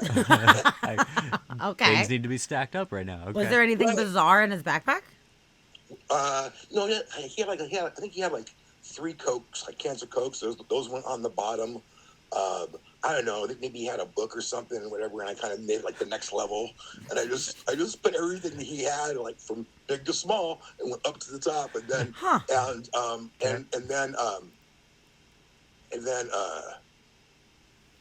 and then I commented to the bus driver like how she's doing a great job, like cutting through all this fog. And the guy whose backpack that I'm messing with, without looking at me, and I said, "This is a very large guy." He goes, "What we're dealing with is flies." I'm like, "Excuse me, it's flies." And I'm like, "Okay, it's you know, it's fog and ice, man." And I was like, "Wow, okay, well, I guess I learned something new. I never heard of anything called fice." Nope. You know? Yeah. That's And he was just kind of like, he had really an asshole tone to me. And so I zip his backpack back up.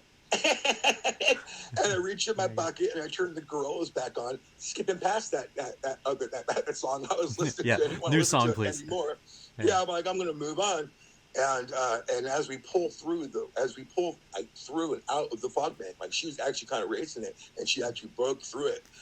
It's kind of like when those airplanes come through, like, you know, big clouds and stuff like that. All of a sudden, it comes right out. That's kind of what we did too.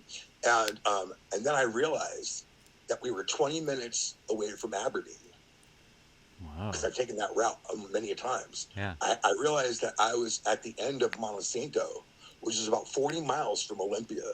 Wow. And What? yet somehow, I beat that last bus. And it takes about an hour and a half, sometimes an hour and 45 minutes to get out there, to get out to Aberdeen. And I got ahead of that bus. What time was it at this point? You know, at that point, I don't know. So if it was 7:21, and I beat that bus, then I would say at that point, we were probably in the last half hour or 20 to 30 minutes left to get to Aberdeen. So an hour had transpired. Wow. But Like, way I- less amount of time than it would normally take you. But you don't even remember getting on the bus in Olympia at all. I didn't get on the bus in Olympia. Didn't That get was on the thing. bus.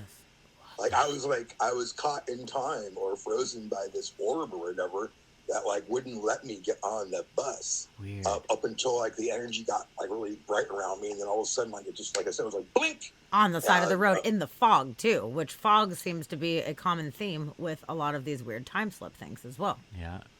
Yeah, Yeah, that's a yeah, reoccurring because- theme. What? So So as I rode the bus through Aberdeen and into Hoquiam, I signaled the driver to where I wanted to get to my upcoming stop. As I'm getting off the bus, I ended up doing a quick magic effect for her with my derby and a tangerine. Like I showed her my hat empty, and then I pulled the tangerine out of it. And she's like, "Oh, that's great! Like, thank you so much." Like I actually wanted a piece of fruit right now. And I thanked her, and I go, and have a good night. And once I got off the bus, I got off near a tavern that's not too far away. It's probably within like maybe 5 or 6 minute walk to the tavern. And I go to light up another cigarette, and then immediately my body starts rejecting it again. Wow. Like it won't let me have a cigarette. So next thing you know, I'm vomiting, and I'm trying to do the same thing. Like I'm trying to choke on the cigarette while I'm like vomiting or whatever, and walking at the same time because I want to get to this tavern. And so the name of the tavern is called the Ace of Clubs. And so I forcefully choked down the smoke between gags, like right outside the door.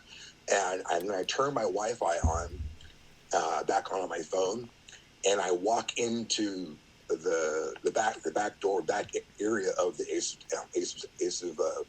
of Clubs. And there's like pool tables back there and stuff, but they had Christmas lights up, like for decor. And there's a jukebox playing. And when I walked in, the Christmas lights all flickered.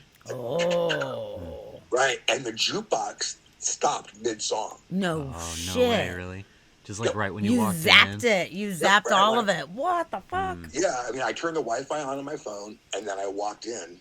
And then when I walked in, like, it's probably when my phone was picking up the Wi-Fi of the bar or whatever, the lights all just, like, they all, like twinkled or whatever. And I heard somebody go, "Oh, must be an electrical storm coming." That's what I heard, like some guy say. And I didn't look at anyone. I didn't make eye contact with anyone. And I went right to the bar, and I sat down at the bar. And the female bartender, when she came over, and she's like, "What can I get for you, hon?" I'm like, a PBR. And when she's getting me my PBR, I start beginning to try to upload the photos that I had on my phone when I took those 4 shots. And I'm trying to upload them to the Paranormal Society group. And it was not happening. It was like I was having the hardest time with it. And it was just like, they upload and the browser would crash and all this stuff. And I'm like, what the hell? So then I started trembling a bit. And I tried calling my buddy, FaceTiming my buddy David Dawson. And he's had some, paranormal experiences too. And when he was coming in, it was all pixelized. Like his face was cutting in and out and everything. And I kept on telling him, like, dude, just check the Paranormal Society, group. I'm like, give me 20 minutes, man. Give me 20 minutes. He said, "You okay?" I'm like, "I don't know. I'll get back to you." And the woman comes back with my beer. And I begin to tremble a little bit. And I'm pissed that my phone's not working right. Because I want to get this information out of my head while I still can, while it's still in my head. And the bartender asked me if I'm okay. And I looked up at her and I'm like, "Well, no, yes, well, no, I don't know. I'm not sure. I go, something just happened to me. I really can't explain it. And I'm not sure if I want to explain it." I go, "But can you do me a favor?" And she's like, "What's that?" And I stand above the bar stool. And I pull my glasses off and I lean over the bar to her. I go, "Will you look in my eyes and tell me, do I appear intoxicated or under the influence of drugs or something?" You're like, yeah. Is there something wrong with me? And she, she scans my eyes and stuff, and she goes, "No, you look perfectly sober. You haven't had off this beer yet." And I go, "Okay." She's like, "You all right?" And I started telling her what happened. And as I'm telling her what had happened, I showed her the images. She was listening, and then I cry. I start crying. I start getting emotional about it. And then she walks away from me to go take care of other customers. And she walks back, and I tell her some more. And then I guess it was her husband. He was down at the end of the bar. He was another giant of a man. And he comes and approaches me. And he goes, "Hey, buddy." He's like this big guy. "Hey, buddy." He goes, "My wife says, you're kind of having a hard time. And something happened to you tonight?" And I go, "Yeah, and he was kind of blurry-eyed, but he had a grin on his face. So, and he begins rubbing the small of my back with his hand. I remember his hands being very, very warm. And and he asking me if I'm okay and so on, and so I begin to start telling him my story. And as I'm getting to the part where I was telling him about, where I was at the same part of the story that I was sharing with her, he just, like, somebody walks in, he just walks away from me and just starts talking to them, like totally ignores me, like he You're doesn't like, really what the want fuck, to hear me. man? I'm trying to tell you this crazy shit. Thought you wanted to know my story. Right, but like it was just really kind of odd. Like all of a sudden, like it was like click. Oh, hey, Bill. Like they didn't really want to hear it. But the bartender kept on looking back at me and was like, she didn't know like how to really handle that. Her husband, maybe he was loaded. Who the hell knows? And so anyway, at that point, I'm like, fuck this. I'm out of here. I think maybe I got like 3 sips off my beer. And I walk out the door, and I'm trying to FaceTime my buddy, and still trying to upload those photos, and I'm having the hardest time. And so for some reason, I cross over to this other street, and I go to the bank, and I check my bank balance, and everything is normal in my bank account. Okay, good. Okay, all right. Well, I was kind of wondering, did I get roofied or something like that? But like, because I've worked in bars for like 30 years. Or at least at that time, 20 plus years, like I rarely ever leave my drinks by themselves, because I just know what happens in bars. And so like, I'll take the drink with me into the bathroom and stuff. Like, I'm just like, so I don't think that I really don't feel anyone at that bar would have roofied me. But yeah. And so, anyway, and then I light up a cigarette, and this time I can take a drag off it with no problems. Like everything's okay. And then I start walking toward my mother's house. And she in Hope Rim, there's like one way in and one way out of Hope Rim to get out to Ocean Shores. And you have to go past the YMCA to go towards Ocean Shores. And my mother lived through the alleyway of the parking lot of the YMCA. So I start walking towards that. And as I'm walking, this fog bank is beginning to catch up again. Okay. Did you start running immediately? Like, no. No, I didn't start running because like it wasn't moving like quick. It wasn't like in the movie The Fog or something, or The Mist or whatever. Okay. But it was movement. There was one whole wall from all the way to my left, the horizon, to my right. It was just like a front just coming over, and I'm like, okay. And I keep walking through the alleyway, and then I made it in before the fog bank took over the house and stuff like that. And I went right into my mom's house. And when I walked in, she was sitting there, and she had ordered us chicken wings and some salads or whatever from Domino's. And I sat down, and she looks at me, and she's like, "You okay?" And my mom and I have experienced quite a few different paranormal things in our lives. And so I began explaining it to her. Well, this is when I learned I could no longer talk to her about stuff like this because of her dementia. She just began laughing at me and mocking. And then previously she would have been really interested and been asking questions, but she was not getting it. Okay. Not cognitive, to a point where she actually called. I have 4 siblings, and she was calling my siblings and like laughing about it, telling them that like I believe I got picked up by aliens and stuff like that. I'm like, I never said that. I never fucking said anything about aliens or anything like that. I'm just trying to explain like what the fuck happened. Yeah. So I don't believe. As far as I remember, I didn't eat anything because I was just like, I just want to go to sleep, and then that's what I did. And so I went to bed and everything kind of calmed down. I thought I was able to sleep.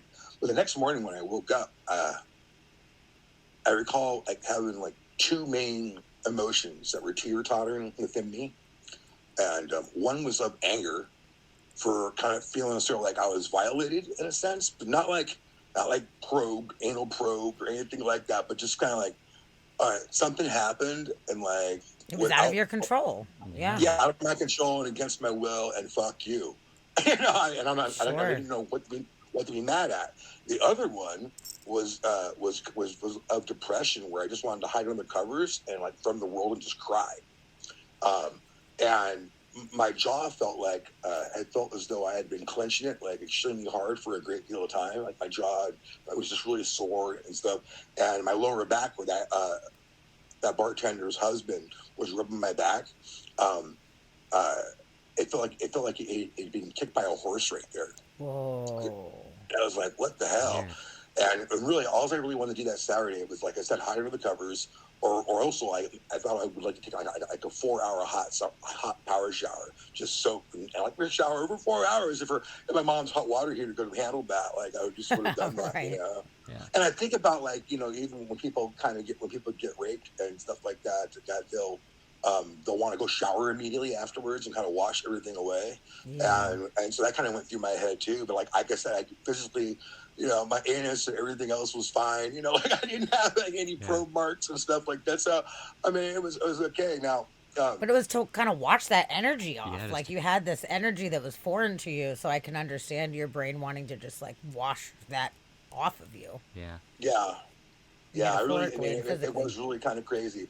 But here's where it gets even a little nuttier. Like, so that day, that was the next day, and I was just really kind of mellow. Did very little like around the house except make food for my mother and helped, like, you know, change her depends and stuff like that. And just kind of watch TV. But I really just wanted to sleep this off. I believe I did take a shower eventually anyway, and try to clean up and like shave and everything and then I kind of, you know, I buried myself under the covers and went to bed. So the next morning, my mom, you know, awakes me on the phone, telling me her morning caregiver, who was always consistent about being there 5 days a week, that she wasn't going to be able to come in today. And she's telling me to get up, you know, and I'm like, well, why isn't Karen coming in? Why is she coming in? And she goes, Karen says for you to go outside, to go look outside. And so I go to pull the covers or the curtains back from my mom's door that goes outside in the foyer, and she had a ramp for like wheelchair and stuff, and it had like the whole area was flooded. It was completely flooded. Like there was waves of water coming up to like the top of her porch, like to the porch, and I was like, "What the hell?" Yeah. And apparently, that was the year that I get rain like over 6 inches, like consistently, like throughout the whole night or whatever. And it flooded I think it was the Wishkah River, and all these rivers, and houses were like sliding down the hillsides and all of that. Yeah. And it was completely flooded. It was fucked. And I could see why her caregiver wasn't going to be able to make it there. And I was like, oh. And then that's when it dawned on me that there was like a purpose for whatever happened. Like, whatever happened to me needed to made certain that I caught that bus or that I got ahead of that bus. Mm-hmm. Because if I didn't catch that bus and I got stuck in Olympia and I wouldn't have been able to catch the bus, there was no weekend bus at that time, so I wouldn't be able to get there until Monday. And my mother would have been without a caregiver for like at least 4 days. Whoa. Wow.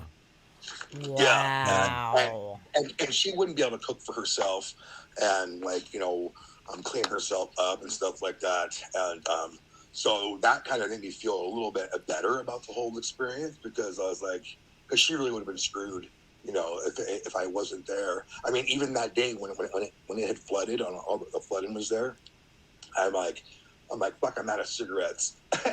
And Mom goes, well, you ain't got no waiter boots, you know, to go through all that water. And I go, oh, but I have stilts, because I'm a stilt walker. Oh, yeah, that's true. Yeah. Did you stilt through the fucking Yeah, water to yeah, go get smoked? I did. There's a video of it out on Facebook and stuff like that. People say when I'm walking on it, in the deepest part, in the main part of the sidewalk in the street, it looks like I'm walking on top of the water. Wow. People thought you were Jesus walking by there. Yeah. And these are biomechanical stilts. They're kind of jumpers. Yeah. And so I put those on because, like, they're the easiest to kind of break the buckles on. Or if I went down and went under the water, I can just pop the buckles on them and get up really quick. And so I went in stilt walk to the local inconvenience store. Super inconvenient. And my mom was like, I want a can of Chungking, you know, Chinese food with little noodles on top of it, all that stuff. And I'm like, okay. And then next thing you know, she was giving me like this 15-item list. I go, Mom, you realize I'm still walking like above water here. Like I gotta have control of my hands to keep my balance together. Yeah. So you're gonna get what you get. Whatever fits in my pockets. Yeah. Yeah. And I did, and people were beeping their horns and waving at me, and guys, big old trucks were going by and cutting through waves. That's Yeah, crazy. so So great. there was some That's reason trippy. at the time you didn't know why that would have happened. I mean, yes, it got you where you needed to go, but now you see that there was a distinct reason that you made it there. yeah, I mean, that was like it's either that or that was how I gave, how can I say this, some sort of resolution to what happened, like to make it kind of okay, like a little bit, like Sure. okay. Yeah. But like it bothered me. Like even on Facebook, I mean, I must have received like 300-400 comments in the dialogue that was going off. That like on that Saturday night, I made the whole post private because I didn't want to talk about it anymore. I didn't want to I didn't want to hear about it. I don't want to hear about it anymore. Like, just stop. Yeah. And I went, and it sat that way for that was January. So January, February. So I think until about March. And then I went and I archived it and started looking at it again. And then I went and contacted a SUFON network that was through Facebook, who got me in contact with a MUFON network that was based in Washington. And I communicated with them my whole story. Okay. And I sent them the photos and stuff. And they how do I say this? They discredited my story because of how detailed it was. How can you discredit something because of the fucking details? Because it has too many details. That doesn't even make any sense. That's all anybody ever wants in these reports is all of the details, and everybody's like, I don't know, I don't have details. And then they get details, and they're like, nah. Like, what? That's ridiculous. And what but it was crazy. I mean, I think because knowing I was going to do this tonight with you guys, that I actually even dug up, I wanted to make sure all my notes were together and stuff like that. And I really haven't talked about this in quite a long time. Because some people, thought they were trying to some of my friends were trying to rationalize it by saying that I had a psychotic snap.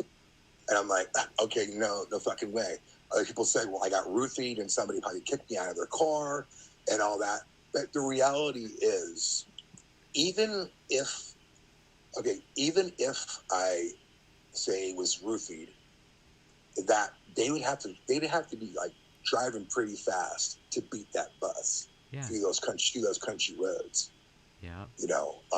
And then why would somebody roofie you and then drive you almost all the way to your destination, which is fucking far? Yeah. Aberdeen is not close. I think it's 68 miles or something like that. That does not make any sense at all. And then ending up on the side of the road too. It doesn't make sense why you would end up on the side of the road randomly with fog all around you, with no understanding of how you got there. Roofies don't do that. And it was even the correct side of the road for the bus to come along. Yeah. I was on the right side of the road instead of the opposite side of the road. Yeah. I was on the road where the bus was coming, so I could wave it down with my flashlight and hop on the bus. So whenever you left the bar and you were crossing the parking lot to get over to the bus stop, to the first bus stop, whenever you got the light hit you and everything got sluggish, and then after you snapped out of it and you were on the side of the road you were supposed to be on with the bus coming, was that the road that you thought you were supposed to be on? Did you actually just cross through that parking lot and get to the sidewalk you were aiming for? Or whenever you came to, were you way far away, along the bus line and way further down the bus line? Or do you know where you were? Basically where the Brotherhood is, there's a parking lot. If you walk out the door of the Brotherhood, there's a parking lot to your left, okay, and then and it's kind of the four-way intersection. There's a four-way intersection, and there's a head shop, or I think it was a hookah shop they had over there at the time, on the other across the street. But if you go kitty corner, kitty corner, cut right through from one corner of the side of the crosswalk to the other, you hit that parking lot that goes to the alleyway of where the bus depot is. Okay. And I went, I've traveled that route many times. So that was 2015. And I was a caregiver for my mom until till 2016. So and there's no street lights there. There's no street lights in that parking lot. Yeah. So I was on my path.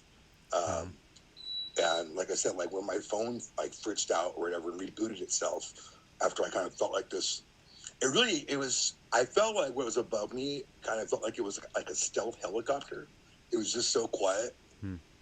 But like I could feel the waves of energy that were there, and I couldn't see any other details other than this like orb that was above me. So it's just the light that was shining down on you, but you couldn't see any kind of specific vehicle, craft, or anything. It was just a ball of energy and light that was directly beaming on you.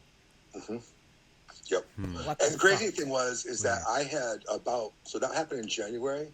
So I believe in like February or whatever, I ended up or maybe towards the end of January and February, I went to a bunch of these like Washington State UFO reporting sites, and I did a bunch of research on that date. And there were other sightings of like, there was one sighting of like not near Montesano, but kind of in that same area between Shelton and Montesano, that there was like 3 large glowing orbs that were like bouncing like off the road and kind of just like disappeared into the sky. Wow.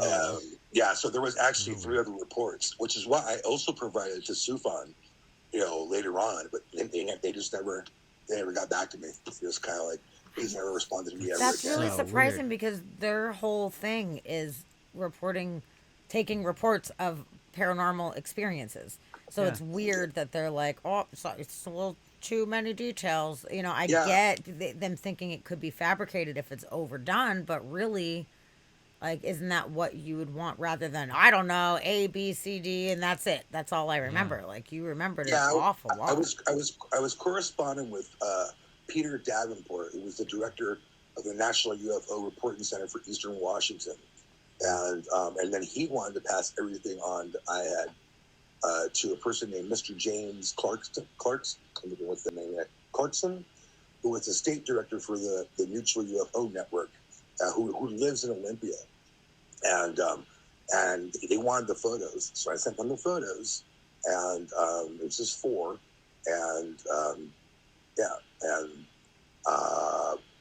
I got a reply, and it was basically that my reply was too detailed. Thanks anyway, basically. Thanks anyway, bud. Okay. Do you have the photos that you could share with us? I did. In that one picture that I posted on Facebook for my own, let people know that I was going to be. Oh, yeah. there. Oh, that's what okay. I can pull that up, actually. So I'm not sure which one I put on that picture. I have another site open right here. I want to make sure if I tab out, I'm not going to lose you guys. Do you want me to pull it up and find it, or do you want to do screen share? No, I can find it. I just want to make sure. I'm going to look at the picture and make sure I'm not sending you the same one. Okay, so there's that. I'll send it to you in Messenger. Perfect. Does that work? Yeah, that's great. Okay. There we go. So I'll send one over right now. And they look like they could be like the same photos, but and I even had some friends of mine in the paranormal group be like, I got to tell you, like I've taken pictures of the moon or like of streetlights, and it looks very similar. And like I'm like, well, that's nice. I know, but that's not cool, what but- it is, yeah. Thank you Right. for your 2 cents. Yeah, I know exactly. Because and I appreciate these people and for being gentle about stuff like that. And, Yeah. And people want to be like objective and not just jumping to conclusions. We can't believe everything everybody says all the time. So I can understand that to some degree. But even the idea that if I had a psychotic snap, like, okay, if I had a psychotic snap, then like, how did I get between point A and B? And then people were like, well, maybe you actually rode the bus and you just don't remember it. And I'm like, no, I remember being on the bus. I remember being picked up on the side of the road. Yeah. There's just no way. If you rode the bus, you wouldn't have been able to get back on the bus from the side of the road. It's the same bus. Yeah. Exactly. It's the same fucking exactly. And bus. either way, you passed a long distance in a short amount of time that shouldn't have happened. Whether you were, on drugs or in psychosis or whatever, like that, like that's a physical anomaly that just can't happen. Yeah, and that's why I Wow, refute trippy. it. When anybody wants to try to argue it, that I'm just like, okay, then Wait, explain to is- me how I transversed over 40 miles within an hour. Yeah, There's no way to explain that.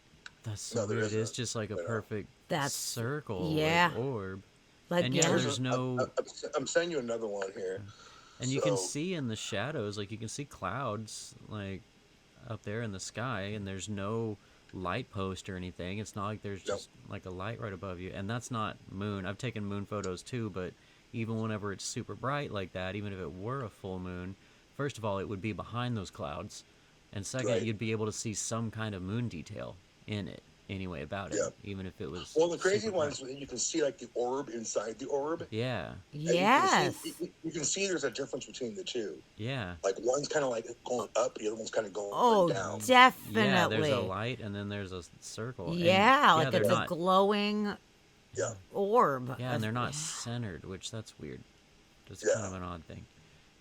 Yeah, so I mean, I was glad that like I was able to capture those pictures, and for some Yeah. reason when that was going on above me, everything kind of slowed down on me, like what kind of that time warp or whatever. Whoa, whoa, whoa. That I was like, Oh, and that one this is. is. When I got those pictures and I heard my camera go, you know, shoot 4 shots from a rapid shot, I laughed because like I'm like I don't know. Like if it was the cops or something crazy like that above me, then I'm like, okay, well, I got pictures of you at least. You know, it was something kind of like giggle kind of thing. But then everything just warped. Like what? Weird. No, that sounds totally like some kind of interaction Yeah. with something. Yeah. Something was interacting with you directly and specifically. And Yeah. actually, I have a friend that had a similar type of thing. He saw something weird in the sky.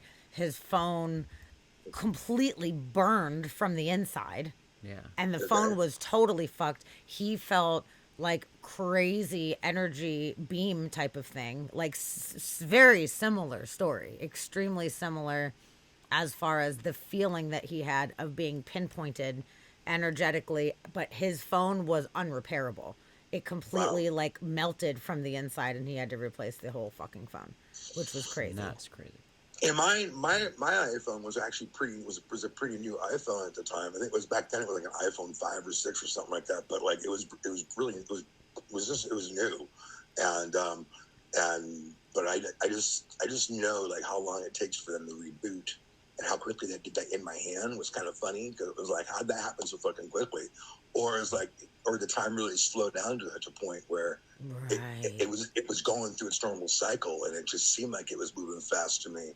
Right. But Interesting. but then all the other anomalies, like of trying to upload the photos and trying to talk to my FaceTime my buddy and having it all pixelized and just acting funny. You know, I didn't have the problems with it when I was on the bus.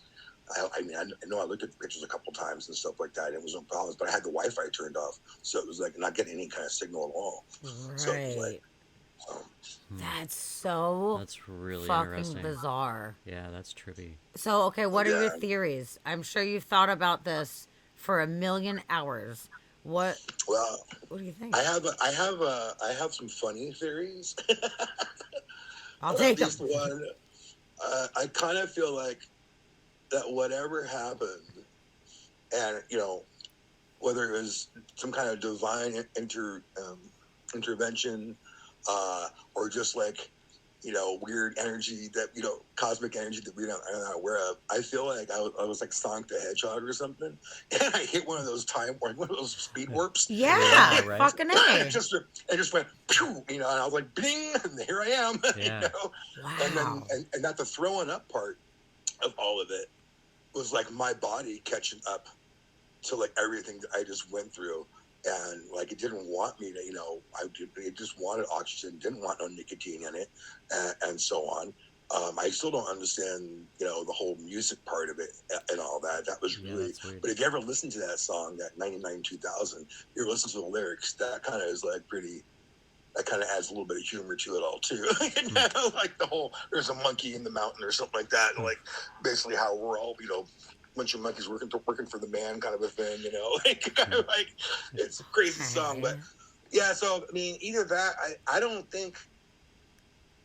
believe that I was like I don't think it was a UFO. You don't. I don't. No, I don't believe it was a UFO. Because of like the size of it, like above me. I mean, it just didn't seem like it was that large. Like, like imagine like a helicopter being above you with a spotlight over you. Yeah. That spotlight really isn't that large, but it can actually make a large circle of light. Mm-hmm. And but it wasn't a helicopter, because if it was fucking quiet. Well, what if it was And like a personal vehicle type of thing instead of having like the group vehicle, like a Mini Cooper as opposed to a bus or whatever, Yeah. you know? It was the mini yeah, UFO. maybe Yeah. it could have been, maybe it could have been something from like if you want to think, if we do want to think UFO, that, I mean, obviously it was an unidentified. Well, I can't even say it was flying. It was like it was just above me. And Hovering. Yeah.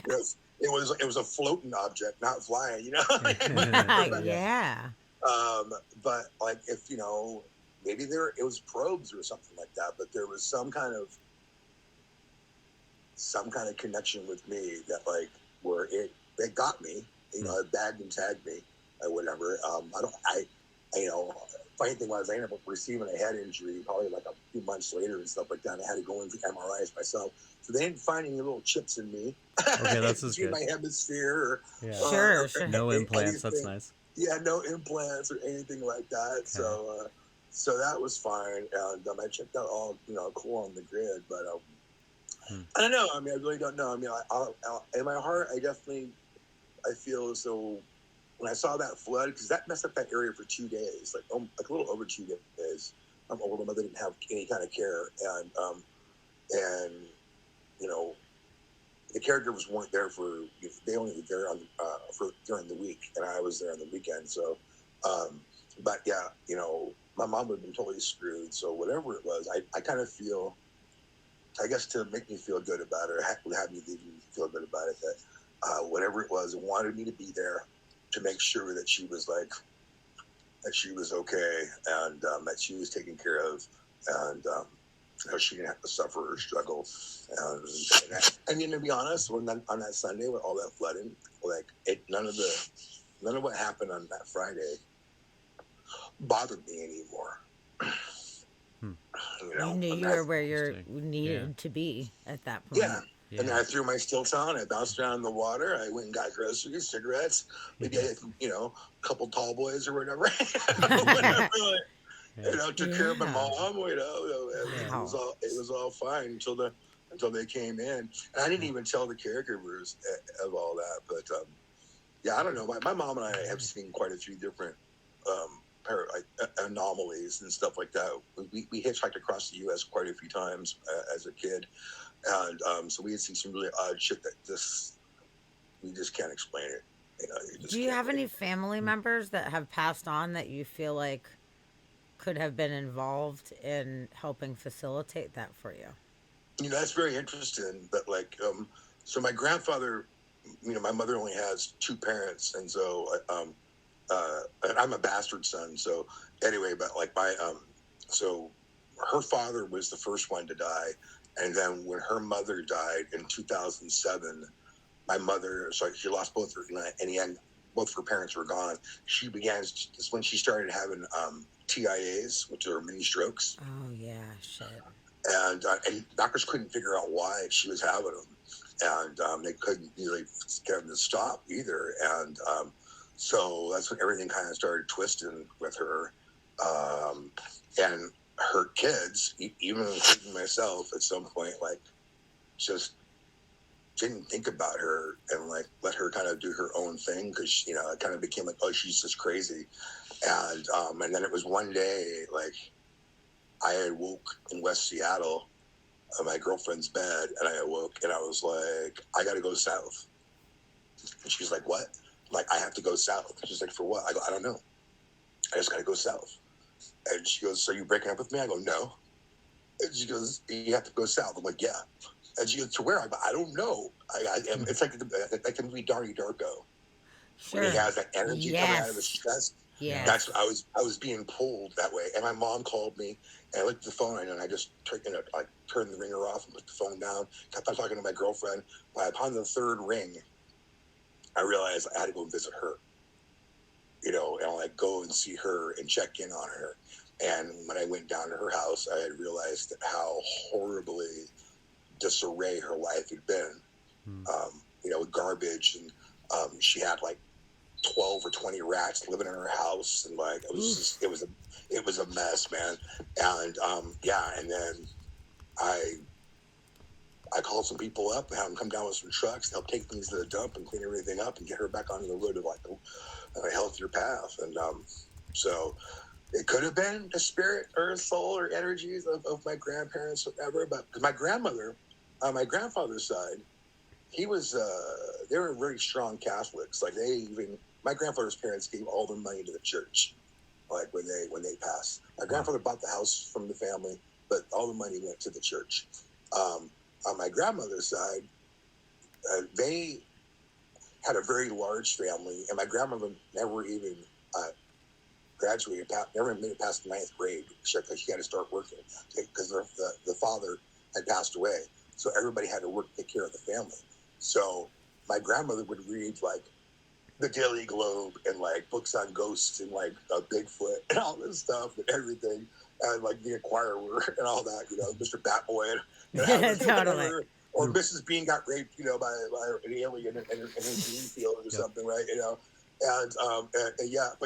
We'd still go to church. So here on one side you have like going to church, like you listen to these sermons and stuff. The other side you got all this other like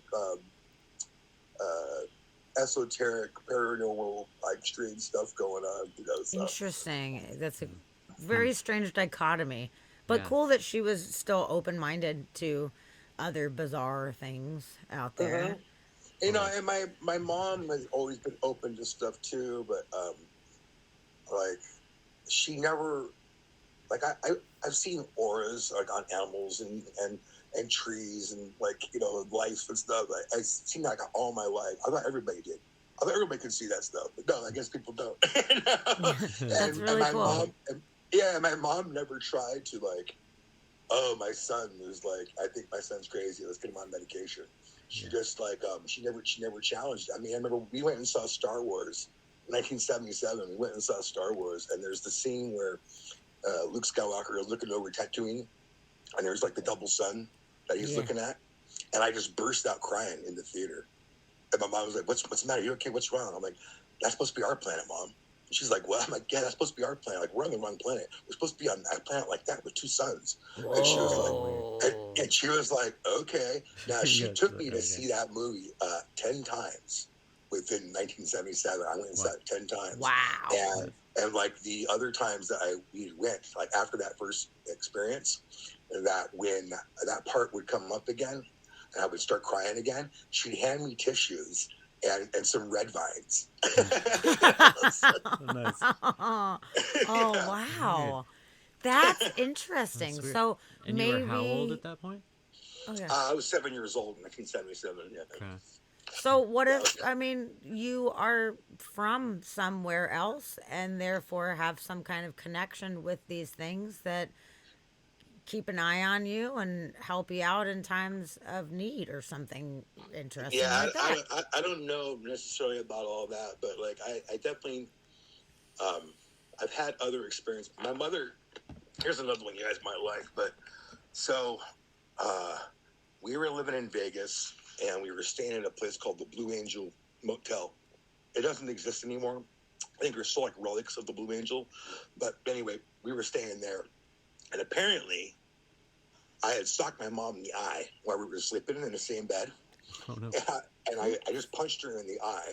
And she was like, and got up like, what the fuck? And I yelled at her, I'm like, go, get out of here now before they come. Get out of here now, go. And so she's like, okay. And she's grabbing like a jacket or to throw over. And she's like, what the fuck? And then she said, I was on my knees with my hands in the air, like looking up at the ceiling, with like my eyes kind of glazed, and I was speaking in, and she said whenever I was speaking in, she's never heard the language before in her entire life. It's not Arabic, it's not like Mandarin, it's not that, whatever she said she's never heard like ever spoke before. What? And I was totally yelling at her, run. So she runs outside, and she's like, I'm not sure where to go. And she looks above the Blue Angel, and there's nothing there. There's nothing there, like in the sky, right?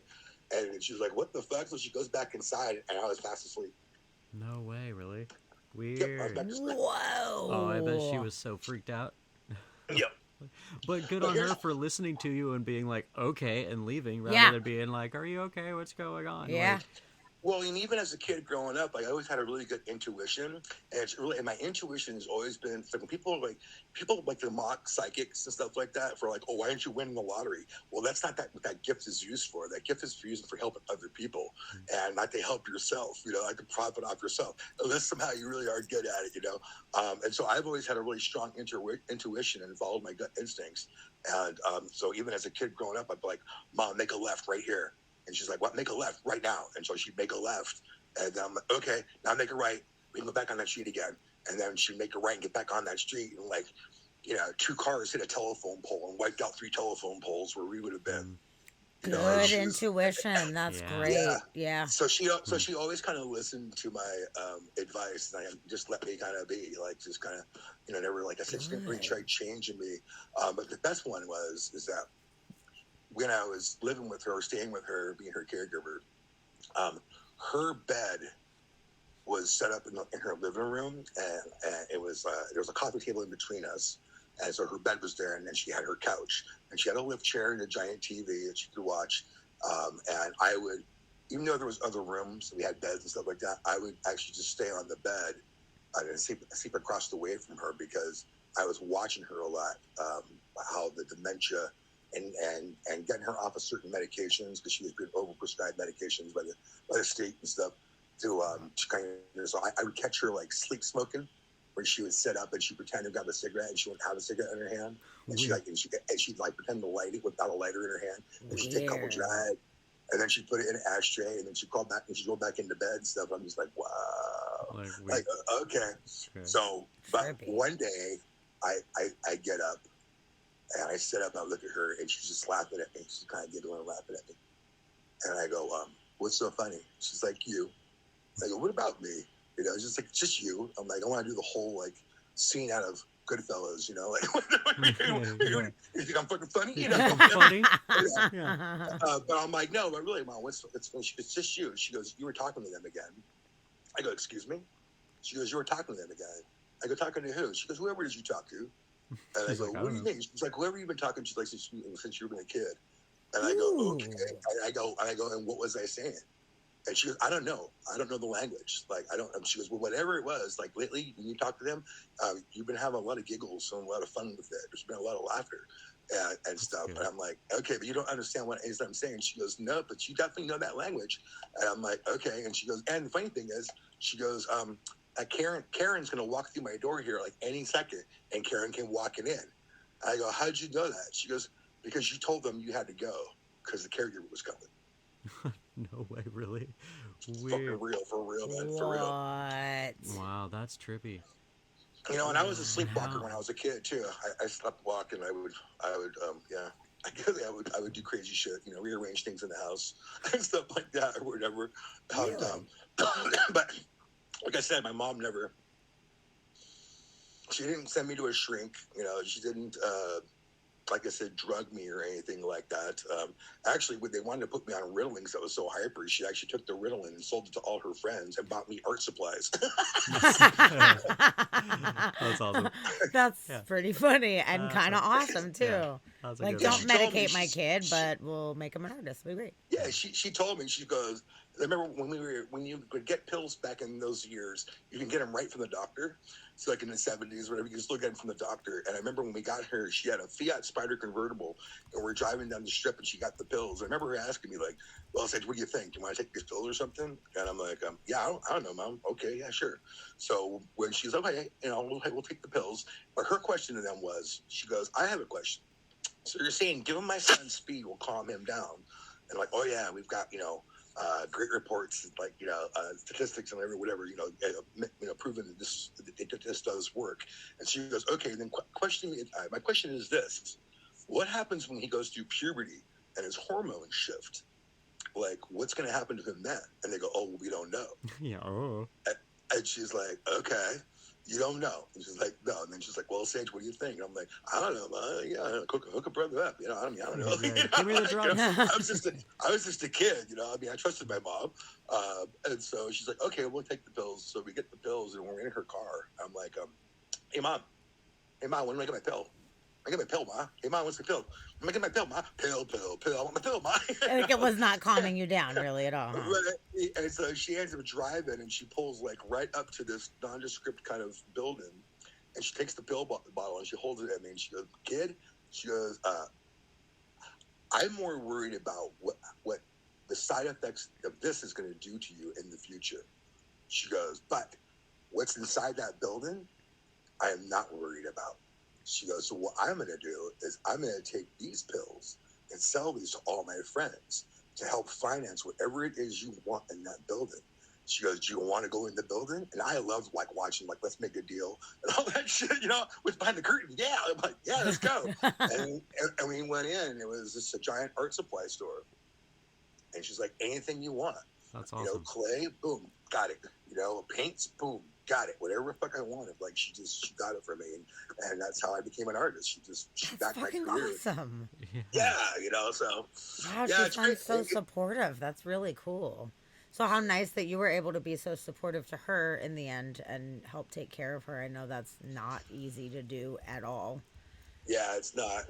And I still do care for her. I still am her advocate, and even though there's like guardians involved now and all this stuff, but I'm still am her advocate. I'll still,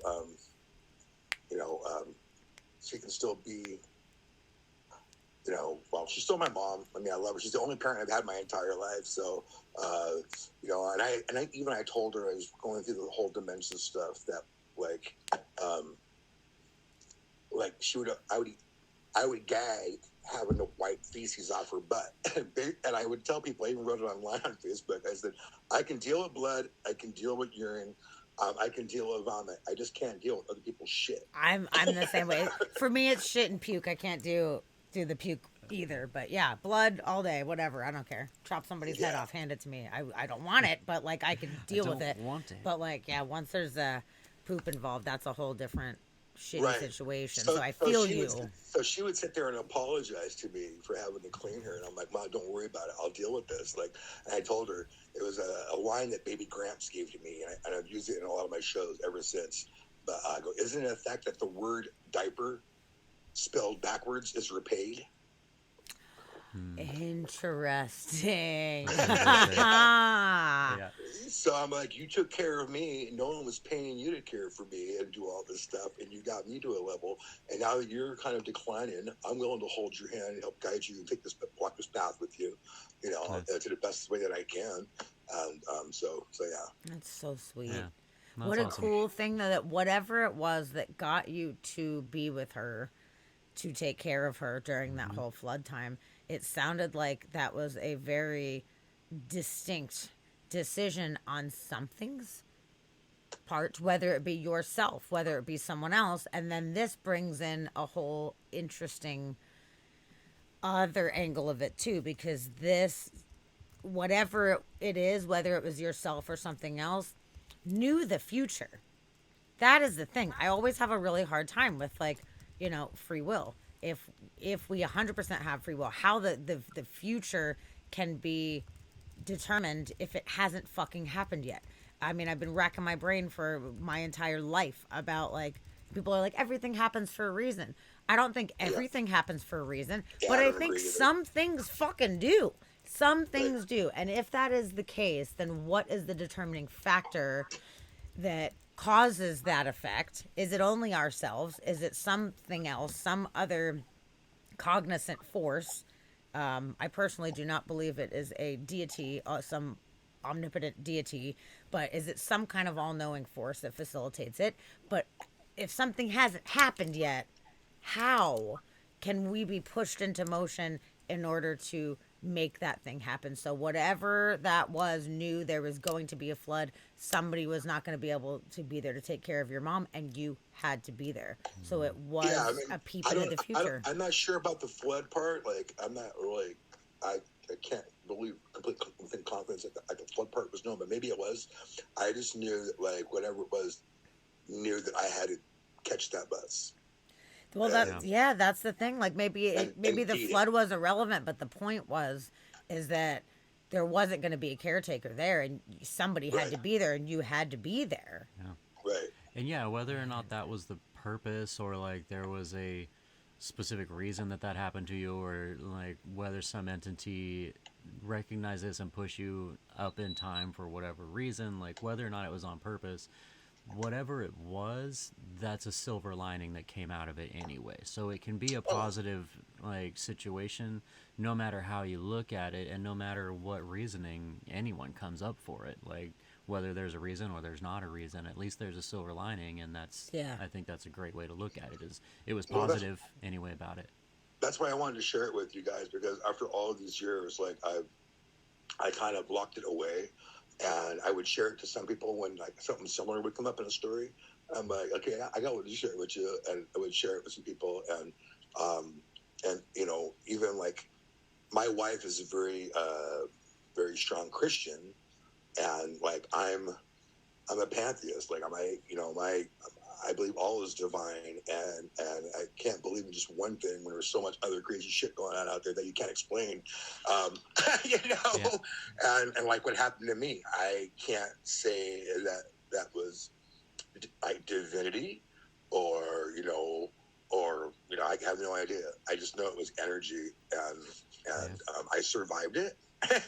You know, and Whatever it was. I mean, you're not claiming to be able to pinpoint it or know, but whatever it was extremely profound for you, and you experienced it, and it affected you forevermore. It'll always affect you, but it opens up a million more questions. Like anybody can have ideas of what they interpret it as and what they think it is, but when it comes down to it, there's no way to fucking know. Yeah. I mean, there's like, there's so many different things out there and that happen within the world that like, it's like humans try their best to find scientific reason and rationality for everything that goes on instead of just existing. You know, like, I think when we're kids, like little kids, we can talk to animals and creatures and hug trees and see energies and auras and stuff like that. When we start like plugging mathematics and science and everything else to distract them, but all of a sudden they're not seeing this stuff anymore, and they're absorbed into a whole other thing, like other things that are going on, and maybe forgetting what's really happening. I mean, or what's going on, like the interaction of energy around us.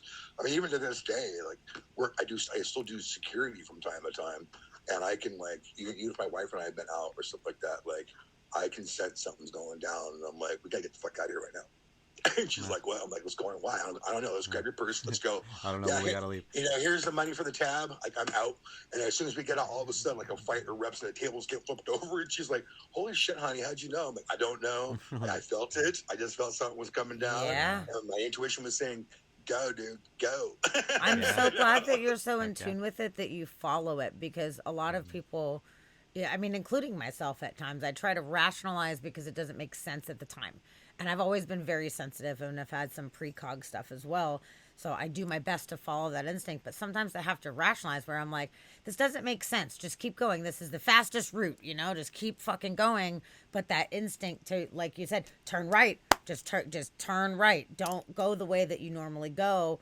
Don't autopilot. Like I have to fight myself, because I'm like, I'm sure it's fine. And then I'm like, no, I'm not even going to take a fucking chance. So there are times that I do that, where I just go a different direction or whatever, and, kind of feel the energy and try to trust that the best that we can, because some people are not sensitive at all to this kind of stuff, and they get stuck in some shit situations that if they just would have known or had some kind of alert system, they probably could have avoided it. Some kind of intuition.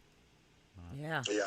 But yeah, that's a trippy story. Thanks for sharing with us. Like, we love hearing stuff like this, and that's, we've had multiple people in our chat tell us that they love coming in here because they know that they can say whatever has happened to them, and everyone, is open to hearing it. And I'm glad that we can, have that kind of community here. It's what we're looking for. Me too. Yeah, this show is really great for that. We love hearing people's stories. We want people to have a comfortable place for this, because like he was saying, like sometimes people don't feel comfortable having these conversations just generally with anybody, like they're getting but I met you guys at Ryan's party there, that little celebration that Ryan had, and your guys' energy was pretty like pretty chill and fun. And so that's why when I saw that, then I started at the top. I'm like, yeah, I'll throw it down with you guys. I'm so glad. Yeah, So glad you I did. thought the same thing about you too. I immediately liked you, and it was cool because we had met at the squirrel party thing, the fundraiser that Oh, you yeah, were I doing. put We met together, very yeah. briefly, but we didn't get a chance to actually really chat until the party just a little bit. So, which Yeah. that honestly, that was a funny thing too. Which I had a moment where I was like, did I just experience a time slip? And I didn't. But I'll tell you, this is so fucking funny. So it was a silent auction at the squirrel At fundraiser Daryl's. thing, Yeah. and you write your name down for the pieces that you want. And I look down, just get there. I'm looking at all of the art, and I look, and it says my fucking name spelled the way that I spell my name, Oh, almost identical handwriting to it was my. my wife. Yes. I've never met another Sammy that spells it Sami. And that would have been weird enough on its own. But her handwriting, when she had written her name on this thing, it looked so similar to my own self that I was like looking at all this stuff and I scanned it and I saw it. And I had this moment where I was like, what the fuck? Did I write my name on this thing? And I don't remember. I was like, what the fuck? Like, it really threw me for a loop for a second where I did not understand how my name in my handwriting got on that fucking paper. That's And then I realized it was your wife, and we just so happened to have very similar handwriting. So we It's kind of funny. laughed about that, where I was like, look at mine and look at yours. We were like, whoa, that's fucking weird. But I for a moment, I was like, Your brain went bloop.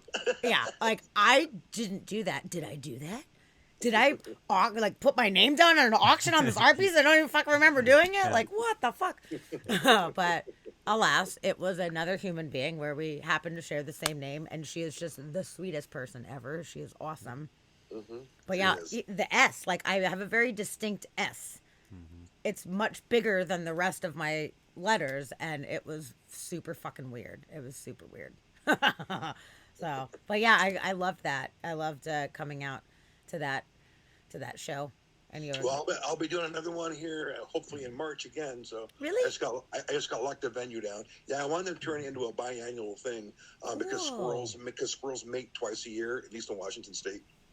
And so that's the time when she really needs Kathy, or the rehab center needs money to do it. And that one we did pretty well. I mean, coming straight out of the pandemic in March, we raised like a little over $4,000, and that was like pretty kind of wild. And so I'm sticking to the same method, 12 visual artists or whatever artists for the silent auction, a bunch of bands, some performance art.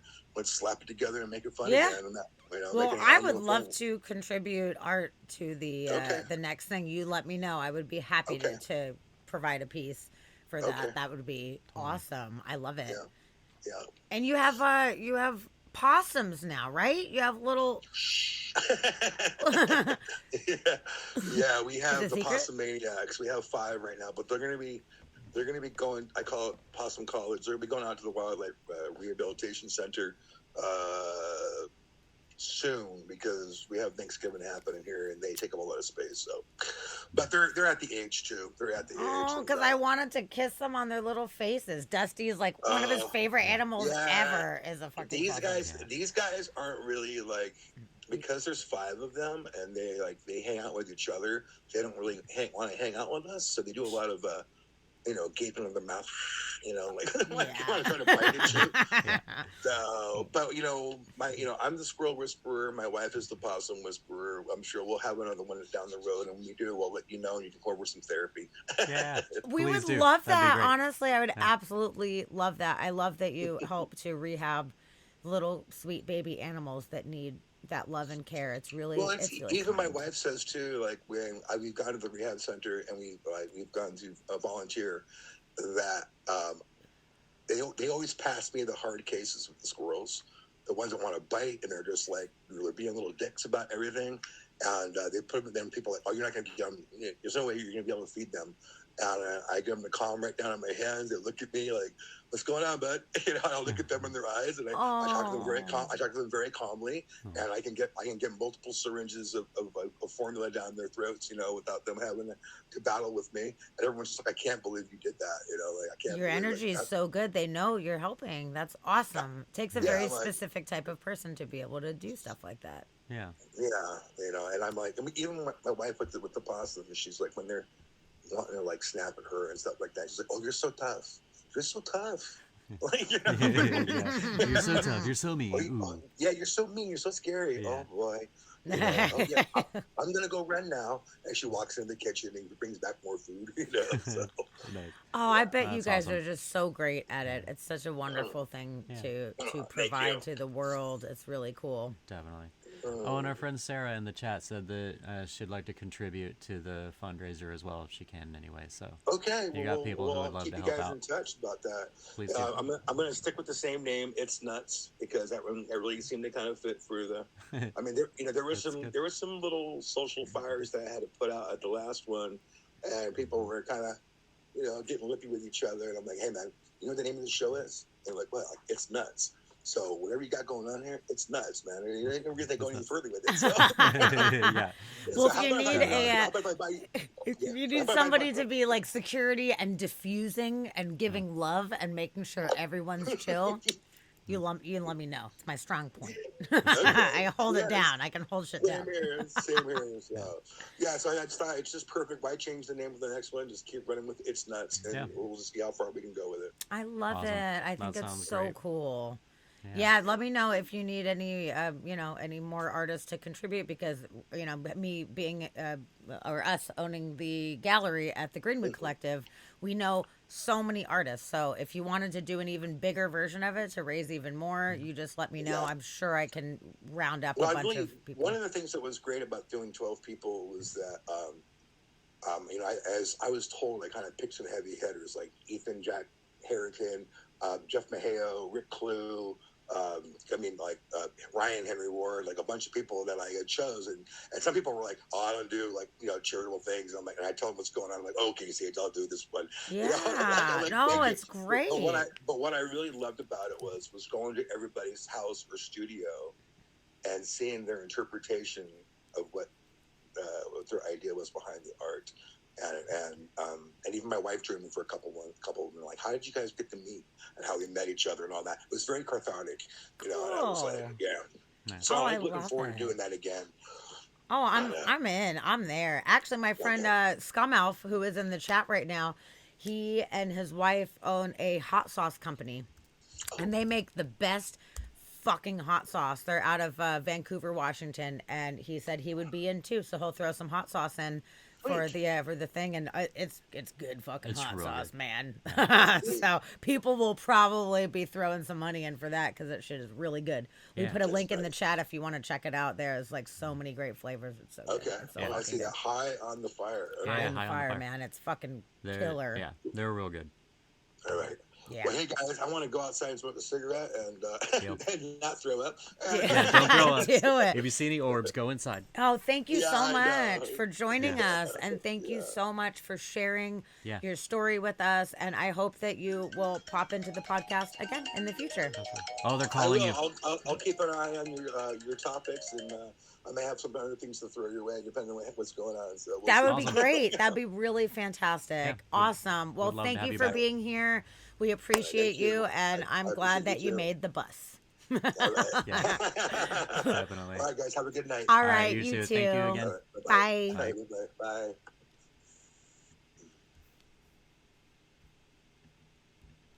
Awesome. What a awesome Yeah. story. What a trippy story. That was That's, a very trippy story. man.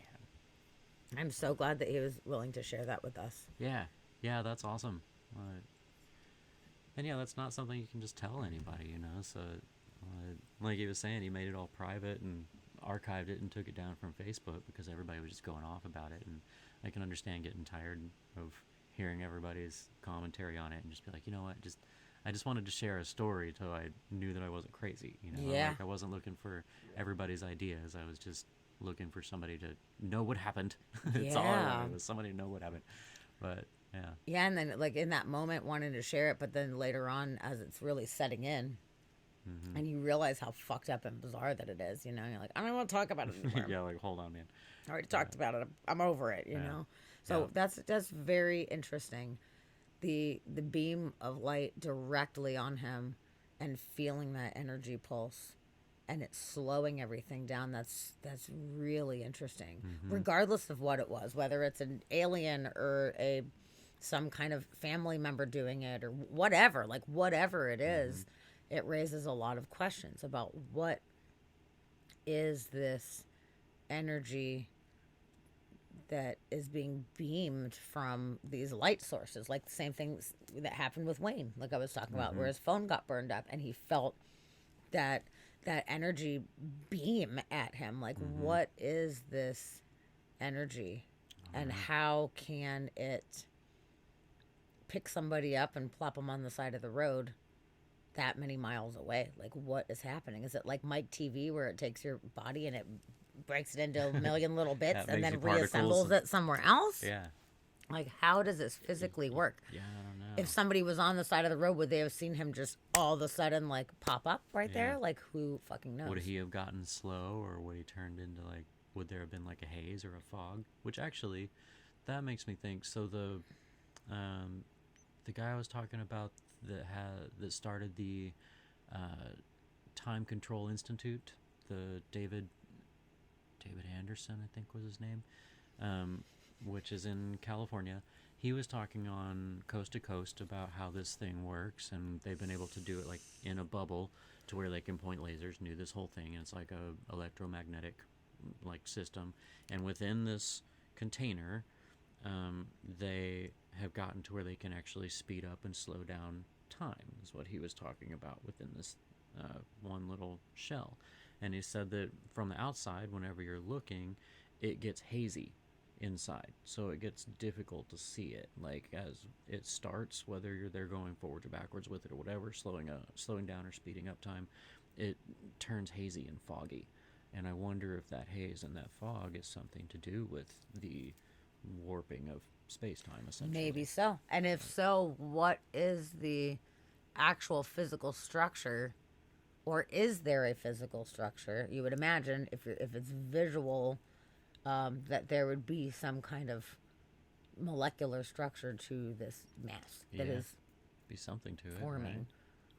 Yeah. You would think, but I guess maybe not. Maybe it's Or maybe it's just like an exciting of the particles so much to where they're moving so much that cloud and that haze just gets denser. Because instead of moving this amount of distance, the particles are now moving like in a cloud. They're like in a frenzy, so it just gets harder to see Interesting. through it. But yeah, he was talking about that haze and how it gets difficult to see in there. Which Wow. makes me think of like the fog around the train and like yeah, and the fog that he experienced. yeah, which is interesting. And I was also thinking about the like whether it was like coming from the light or whatever it was, him experiencing that time dilation. I watched a research team one time talking about gravitational forces on the planet and how gravity is different all around the globe at different times, and it moves and it morphs. Our gravitational field is not steady. It shifts. And so they did an experiment where they took a team with an extremely sensitive scale and specific weight that was, weighted out to be whatever it was, and they went to different places.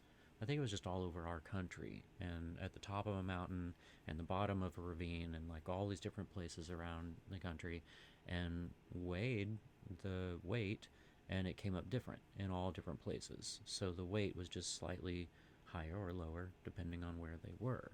And while it wasn't much, it makes me think that I wonder if those fluctuations in gravity do get really intense in some places at some times. Like if it wavers enough and all of a sudden it just like peaks and it spikes. And if gravity is being affected like that, then time is going to be affected too, because those two are connected. So space-time is all one. The gravity and space-time are, the same. So if one is warped, the other will be warped, which is why if you get away from the planet and you're further away from the mass, time slows down for you. Sure. And like it's relativity. So I wonder if there's spikes in the Earth's gravitational field that could cause something like that slowing down, where he felt like he was in jello or something, like where it just like maybe there was a weird anomaly where the gravitational pull right there just went wonky for however long, and it messed with the time around him and Yeah. put him into this weird situation. But that team doing those experiments, they didn't really talk about the repercussions of it too much, but it got me thinking, like, if gravity really is different everywhere and it moves and it morphs, then what is that doing with time? Because that is going to affect time in those areas. It might be, That's true. thousandths of a nanosecond different if it's just tiny little fluctuations, but if it does spike every once in a while in a weird spot, it That's could true. affect things like, that would be really weird and would seem paranormal. Interesting. So I don't know. Weird. Yeah. Or maybe there's thick spots in it, maybe thin spots in it too. Yeah.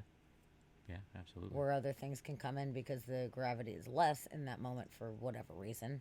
Something that we wouldn't physically notice, but therefore allowing things to be able to shift in.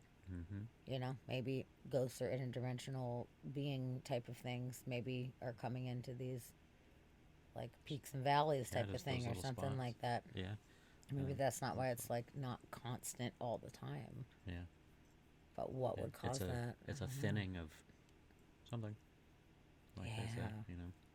And also thinning too, of the veil. thinking about him saying that he was pukey Yeah. while smoking the cigarette's very interesting because I didn't think about it at the time, but now I'm thinking about it, the story with the people on the train when they started going through this train tunnel and through this fog and everything.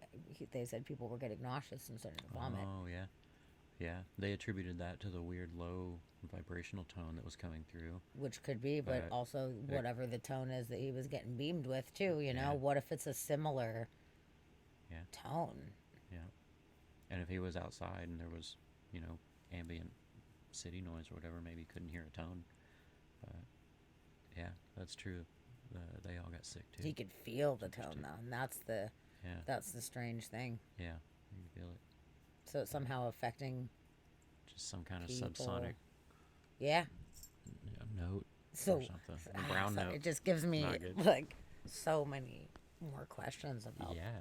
And that's the thing. It just opens up so many more questions. Like, And what makes me think of too in Hellier. I don't know if any of you guys have seen Hellier, but if not, I highly recommend Hellier. And without giving anything away about it, there's this point where they're having this perceived contact with these beings, and they got this instinct to do these tones. There was these tones that they were supposed to do, and playing these 3 tones at the same time in order to overlap and make this specific vibration that was said to open up some kind of portal or something of the like. So it does sound like vibration. I mean, it comes up in so many different instances and circumstances that there is certain frequencies that affect the physical reality more than we would even understand. I mean, we only hear audible frequencies, and up until more recent times, like modern times, we didn't have any equipment to even understand or to know that there was sounds that we couldn't hear. Yeah. So now here we are, modern times, trying to figure it out, and we realize there's all of these different frequencies, like we were talking about before, the infrasound that can affect people's like emotional state or their physical state by having these inaudible sounds. Like people are able to use these things. Yeah. So if it is aliens or something of that, or if it is future us or some kind of interdimensional thing, whatever that may be, something beyond just humans on the earth, if we've been able to figure out how to harness these frequencies and that these very distinct frequencies cause these specific events to unfold, then, I mean, the options are endless with that. If we realize how to use vibration and sound, or even if it's not audible sound, just vibration in general, like what are the limitations then? Yeah. Are there limitations at all? I mean, being able to move things with vibrations and stuff too, you know, like Yeah. there's just so many possibilities, but I don't think we are there yet. I don't think that we understand yet how to use vibration. I mean, I know they're using it in, you know, fucking wars and stuff, sound cannons and shit like that, you know, like Yeah. there's definitely sinister ways of using it, or maybe not sinister, but for control. So if a situation like this happening, boom, you got something popping up from the sky, it's controlling the situation, you know, with a very specific Yeah. thing. And then his phone getting all, blah, blah, blah, you know, being all weird and rebooting. And then when he turned the Wi-Fi back on, it like bleeped the stuff in there. It's like seemed like there was just this extra energy, like it somehow Yeah. maybe is attracted to the Some kind of a electronic pulse. devices in some kind of way. Yeah. And then Wayne, his phone got fried, so maybe that was like too strong of a signal Yeah. or whatever. Maybe not too strong, but maybe that's just how it affected that physical. Too strong for that device. Too strong for that device. Yeah. Yeah. It's weird. It's super weird occurrences, and you know, I don't know what it could be. It could be one and any and all of that. You know. Yeah. Just depending on what's happening in each individual circumstance, it could be all at once. There's not necessarily only one good answer. I mean, there could be so many different things. There could be aliens using this technology. There could be futurists using the technology, and there could be some kind of interdimensional thing using this technology also, you know, all of it. It could be all of it. Could be. Could be all of it. Who We don't fucking know. knows? It's an inspiring mystery, anyway. It is. It is inspiring mystery for sure. Yeah. So that being said, That being said, should we watch another video? yeah. Let's do it. Let's get inspired by a new video. And gets inspired by A a new video. video. Let's see. Yeah. Yeah, we've got this one. I think was the longer one, which sounds kind of cool. Okay. How are all you chatters doing out there? Is everybody good in the chat? Everybody just hanging out, listening? I hope so. Oh, Sage, thank you so much. We're so happy that you came on and shared this We experience. really Like, are. it's awesome. And, you know, whether or not anybody believes it, you went through it and you get to take that with you, which is great. I believe it, man. I believe it. I do. I fully believe it. I really do, and I'm grateful that you were willing to share that with us. I mean, it's a pretty good spot to share things like this because we're always thinking about these kind of things, and we love hearing from actual real people straight out of the horse's mouth, you know, rather than stories that have been retold over and over and over again. Which is still awesome, you know, getting to share those stories, but having someone's personal story, it's really awesome, and we appreciate it so much. So thank you for being here Absolutely. with us. Firsthand and we look accounts. forward to having you back anytime. And if you have any other cool stories that you want to tell us, think about it. Put them in Yeah. your back pocket. I have a feeling you probably have a lot of really interesting stories. Yeah. So please put them in your back pocket, write them down or whatever, and we could do a whole episode if you want to come and hang out over here sometime. We'll just do a whole chatting with Sage Totally. episode, and you can tell all your tales, and Yeah. we smoke cigarettes in the house, so you can smoke away the entire time. It's great. Definitely. Cool. Well, we Yeah, appreciate you. that would be awesome. And yeah, feel free to stick through for the rest of the episode if you got nothing else going on. You want to hang out and watch, check it out, and hang out in the chat if you want, or just come back another time. I hope you followed. Did you follow our page? You should follow us so that way you've. Oh yeah, you'll get Yes. the notifications whenever we go live. Yes. You do that. And yeah, a bunch of us will be happy to contribute to your squirrel thing. Yeah, we'll contribute to your squirrel. We'll contribute. Okay, perfect. Good. I'm Awesome. glad. Good. And I love Great. it. Sage Shenanigans. It's perfect. Yeah, Fucking that's perfect. Great name, That's for great. sure. Cool. Well, yeah, let's here's some other weird time slip. This one's five phenomenal time slip experiences. Okay. I don't know if there will be any repeats of any of the stories that we had heard previously. So I guess there's one way to find out, right? They'll all happen at gas stations. Watch. Oh my God, it's gonna be all the gas stations and all the fucking fog. Yep. Gas stations in the fog. Fucking A. It's the name of my book if I write a book about this. Yeah, let's see what they got to say. Deal. I love hearing about these kind of stories. It's so interesting. Yeah. Far from catching a mere glimpse of another time, those who have reported time slips claim to have experienced full immersion in a time out of place.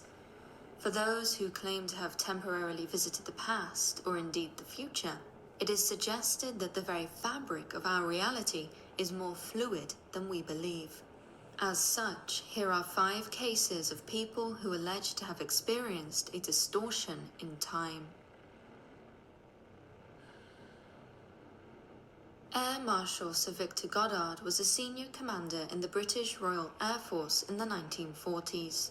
What would be remembered as a distinguished military career began some years earlier in the 1920s, when he read engineering at the University of Cambridge. From there, Goddard became an instructor to the university's air squadron and later served as a commander for a bomber squadron. In 1935, he was appointed Deputy Director of Intelligence at the Air Ministry. It was at this point that Goddard experienced something that would both haunt and fascinate him for the rest of his life. In his 1975 book, Flight Towards Reality, Goddard recalls a flight he made in 1935 to Edinburgh, Scotland, from Andover, England.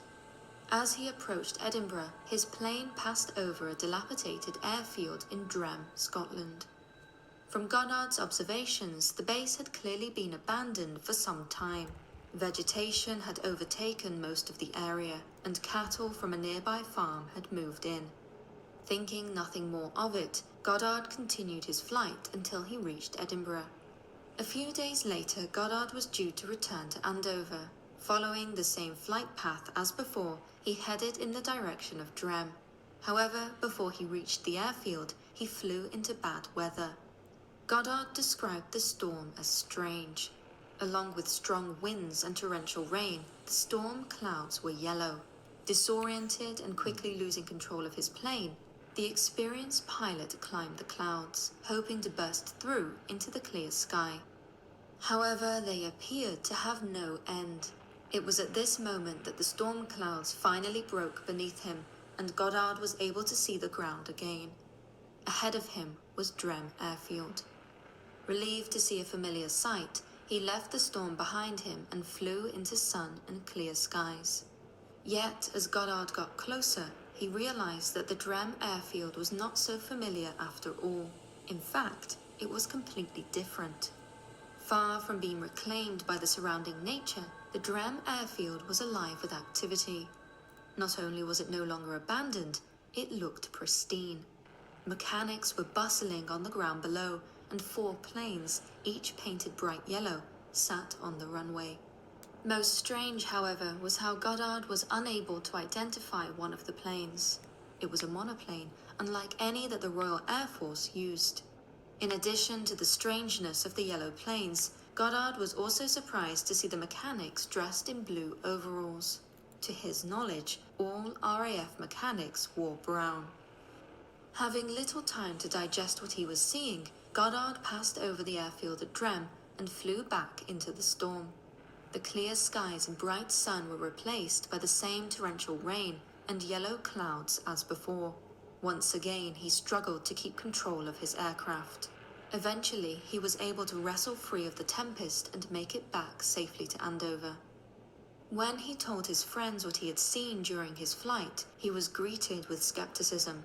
The airfield at Drem had, after all, been vacated in 1919, and from 1933 had only seen occasional use from visiting squadrons. There was no possibility of there being an active squadron with planes and mechanics at the airfield when Goddard made his flight in 1935. 4 years after Goddard's peculiar experience in 1939, the overgrown airstrip at Drem was resurfaced and the whole airfield transformed and reactivated, becoming home to the No. 13 Flying Training School. Not only that, the RAF began to paint their training planes yellow, and a new monoplane, the Miles M14 Magister, joined the roster. Ooh, he went By to the that future. year, even the mechanics' overalls had been updated to blue instead of brown. Goddard's vision had become a reality. After that, Sir Victor Goddard developed a fascination with paranormal phenomena. He was certain that he had visited the future during his flight in 1935. Wow. That's true. Interesting. Yeah. Into the future. Carl Gustav Jung was a Swiss something to psychiatrist add? and psychoanalyst. I'm gonna say I'm pretty sure he's the one that the Goddard Space Flight Center is named after. The NASA Space Flight Center. Yeah. Pretty sure it's him is the That makes person that sense. it's named after. But I was trying to find out why it was named after him, like if he was just like an inspiration for something, or if he had something to do with the place like being built, or I don't know. But I don't know what the connection would be there. Maybe it was just like, memorandum for him or whatever. But I'm pretty sure it's named after him. Okay. But that's what I was just looking up. That's a very interesting story. Yeah. Yeah, and I think last week they talked about that, not as in much depth, but we heard that story last week, but not all those details. Interesting. Good night, Sarah. Thanks good for night. popping in, hanging out with us. Yeah. Thanks for coming I in. hope Saying you hello. have the sweetest of dreams. Totally. Yeah, it's really bizarre going into the future like that. Yeah. And having the weird storm with the yellow. I mean, Sage was just talking about the yellow The weird yellow light. clouds, yeah, the And light. then Hmm. there is a yellow light. So I wonder if Yeah. that color and frequency has any relevance or if it's just Yeah. quinky dink. I don't know. It's a good thought though. Yellow seems to be recurring. It does. Okay. That's weird. Okay. Okay. Okay. So then we got the famous Carl Jung. Carl Jung. Let's say it again. Carl Gustav Jung was a Swiss psychiatrist and psychoanalyst. An early supporter of the founding father of psychoanalysis, Sigmund Freud, Jung shared Freud's interest in the unconscious and would go on to revolutionize the psychiatric perspective of man's placement within time and within the world at large. One of his most famous theories is the theory of synchronicity.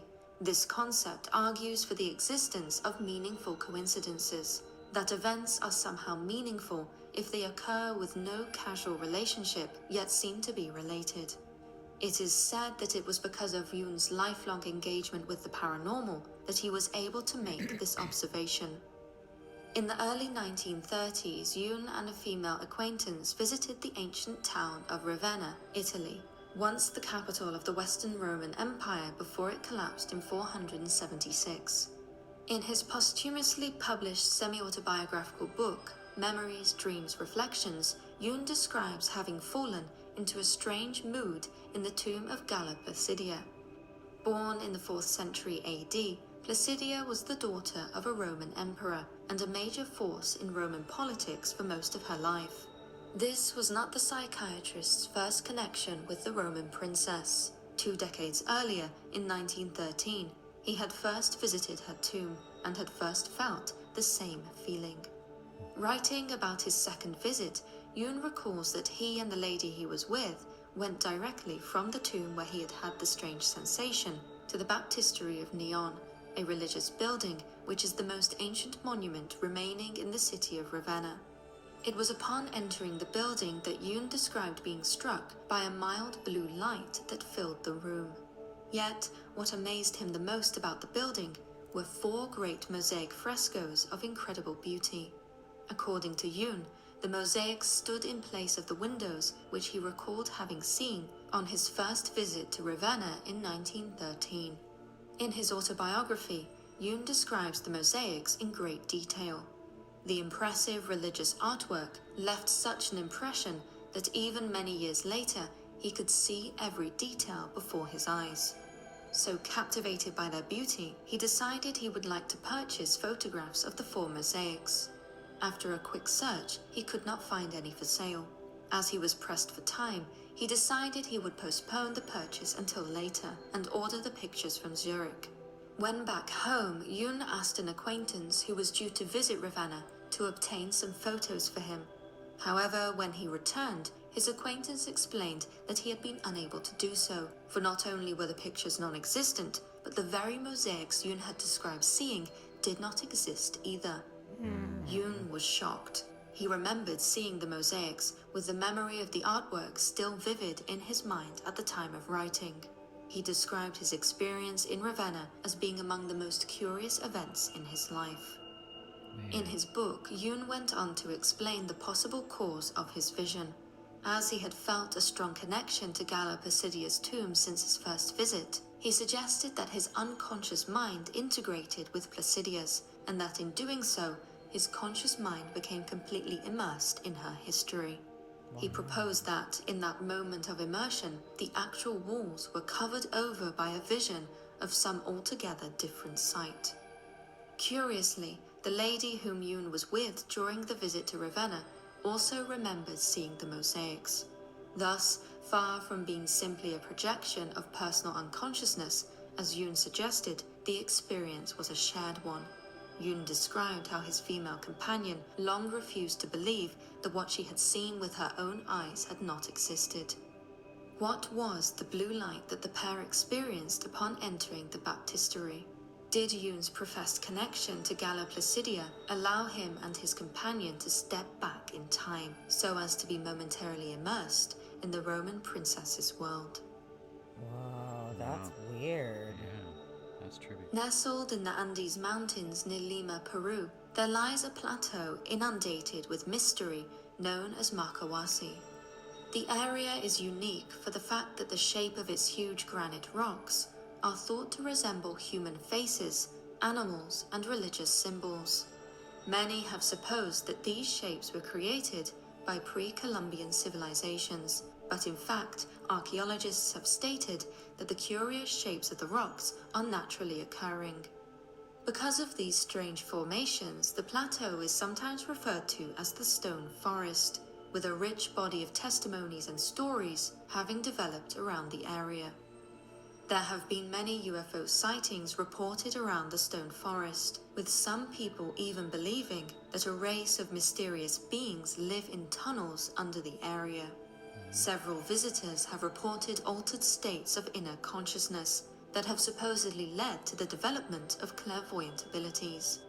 Over the years, stories like these and others have attracted many people seeking to investigate and explore the location. Author, editor, and translator of paranormal works from Latin America and Spain, Scott Corrales, has detailed an account allegedly sent to him by Dr. Raul Rios Centeno, a medical physician who described to Corrales how he had treated a patient who had entered Makawasi and was left half paralyzed.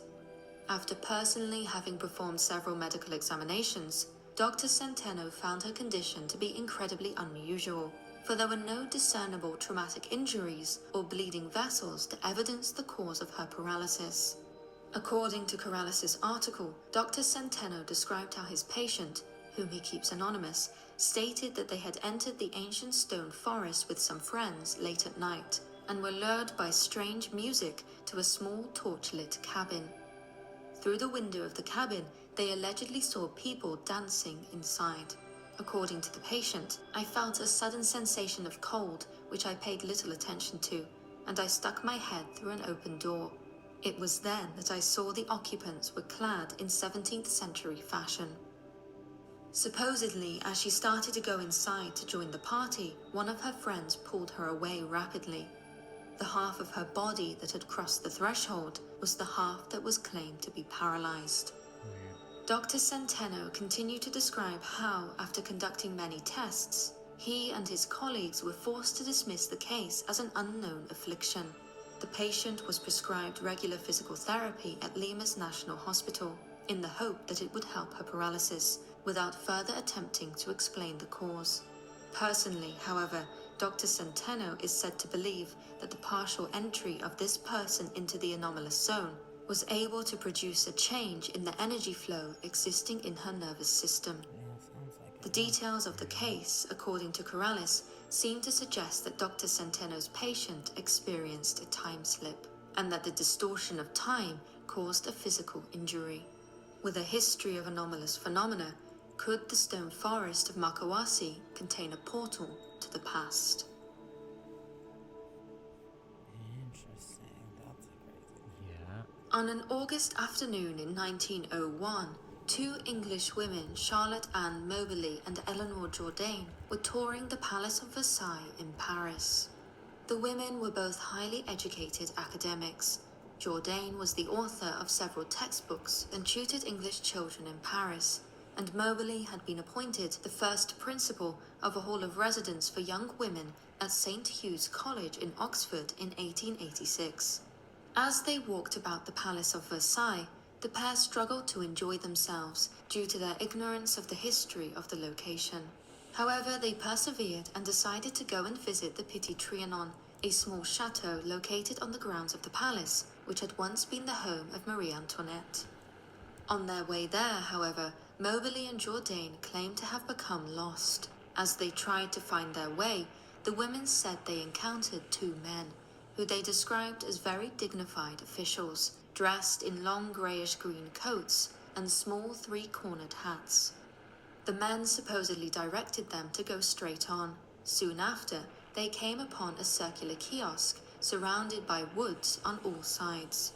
They would later ascribe this place as the Temple d'Amour, a garden folly located in the gardens of Petit Trianon. Beside the kiosk, there was what they described as a rough-looking man in a coat, who supposedly put the pair of them on edge. Suddenly, a different man ran up to the pair and told the women, in strange and heavily accented French, to go towards the house which was to their right. As this was the direction away from the dark character by the kiosk, the two of them obliged him and started to go in the indicated direction. When they looked back to thank him, however, the man had allegedly disappeared. Moberly and Jourdain proceeded in the indicated direction, which supposedly took them over a small rustic bridge to an English garden in front of a square building with lots of windows. It was then that they supposedly noticed a lady sitting nearby, holding out a paper as though to look at it at an arm's length. According to their later written testimonies, they assumed the woman to be sketching. Supposedly, she had on a shady white hat perched on a good deal of fair hair that fluffed around her forehead. Her light summer dress was arranged on her shoulders in handkerchief fashion. Her dress was old-fashioned and rather unusual. In their own words, the women described their experience as being unnatural, therefore unpleasant, for even the trees behind the building seemed to have become flat and lifeless, like a wood worked in tapestry. Their surroundings were claimed to have been intensely still, with an ominous quality to them. After observing the woman sketching, a footman supposedly approached the two women and directed them to a party of other visitors, whom they subsequently toured the house with. Moberly and Jourdain did not mention the events that occurred in the gardens that day to one another until a week afterwards, at which point they discussed their belief that the Petit Trianon was haunted. 1 month later, at Oxford, they wrote separate accounts of what had happened and compared them afterwards. Both of their accounts were very similar. Furthermore, after revisiting the chateau, the pair found that the gardens were very different from what they had seen during their first visit. The small bridge that they had crossed over, for example, was not there. It was, however, present on an old map of the gardens. Further exploring the possibility that they had stumbled upon some sort of special event occurring that day at the palace, the pair researched the matter but found that nothing of any particular note had occurred the day of their visit. After researching their experience to the best of their abilities, the two women came to believe that what they had experienced that day was a glimpse into the past. To be precise, a glimpse into the life of the ill-fated Queen of France, Marie Antoinette. In 1913, Moberly and Jourdain published their accounts and research in a book called An Adventure, which caused a sensation at the time. Skeptics were ready to dismiss their experience as a shared delusion or as a misinterpretation of normal events. One theory in particular suggested that they had inadvertently stumbled into one of the reputed and eccentric-themed parties of the French poet Robert de Montesquieu, who was known to have dressed in period dress along with his guests so as to relive the time period. Whatever the case may be, Moberly and Jourdain's experience continues to intrigue and perplex, with dramatizations of their case being broadcast as recently as 2015. With such a high level of detail and research in their testimonies, as well as their reputations as witnesses, many have been left wondering if the women really did experience a time slip that day in Versailles. Weird. There is a road in the United Kingdom that is claimed to produce more than its fair share of time anomalies. We talked about before. Bold Street in Liverpool has been associated with time slips for decades, with many people having testified that this bustling, shop-lined high street contains a passageway to the past. One of the earliest known accounts is said to date back to 1996, when Frank, a police officer from Merseyside, went shopping with his wife Carol. It was a Wish I knew sunny about it when I Saturday went to afternoon, Liverpool. I and know, the right? pair agreed to That would've been split cool. up. Frank wanted to look for a new CD at a music shop, and Carol wanted to go to Dylan's bookshop on Bold Street. Frank agreed to meet his wife at the bookshop, and so, after finishing at the music shop, walked into Bold Street. Upon passing the Lyceum, a 19th century neoclassical building which marks the entrance of the road, Frank claimed to have experienced a peculiar sensation. Everything had gone quiet. Before he had a chance to ponder this change any further, a small box van supposedly honked its horn and skidded around Frank, narrowly missing him. The police officer claimed that the van looked as though it belonged in the 1950s and had the name Kaplan's stenciled on its side. Confused, Frank stepped out of the road and headed in the direction of Dylan's bookshop. As he got closer, however, he saw that the name Cripps hung above the shop, and that rather than displaying books, the windows were lined with women's handbags and shoes. According to the police officer's story, it was then that he looked around and realized that people in the street were dressed rather strangely, seemingly wearing clothing from the 1940s and 50s. One person, a young woman in her 20s, stood out from the rest. She was dressed in a lime-colored sleeveless top and carried a handbag that Frank recognized as a popular modern-day brand. They smiled at each other as she passed him and headed into Cripps. As he followed her inside, it is claimed that the interior of the shop suddenly changed. Gone were the handbags and shoes, and in their place were bookshelves laden with paperbacks. Frank turned to the young woman, who seemed to be equally confused. When he asked her if she had seen what he had, she supposedly said yes, and explained that she had thought it was a new clothes shop, and had been surprised to find the building full of books. Befuddled, Frank found his wife and went home, unable to shake his experience. Later, he found out that a local business called Kaplan's did once exist, and that the bookshop he agreed to meet his wife in used to be a ladies' shawl shop called Cripps. Frank's story is far from singular. There have been many other strange reports from Bold Street, including one from a shoplifter called Sean, who, whilst running away from a security guard in 2006, claimed to have been transported back to 1967. When interviewed by a journalist after his alleged experience, Sean stated that he felt a sensation of tightness in his chest before realizing that his surroundings had changed. Roadworks that he knew were there were gone, and people were dressed oddly. At a newspaper kiosk, Sean claimed to have seen an edition of the Daily Post dating to Thursday the 18th of May, 1967. Whilst it is easy to dismiss individual claims as either fanciful or fiction, the abundance of reports which connect Liverpool's Bold Street with slips in time are difficult to ignore. Several people have offered theories as to why Bold Street has produced so many similar accounts. A local journalist has stated that there is a crack in time in the vicinity.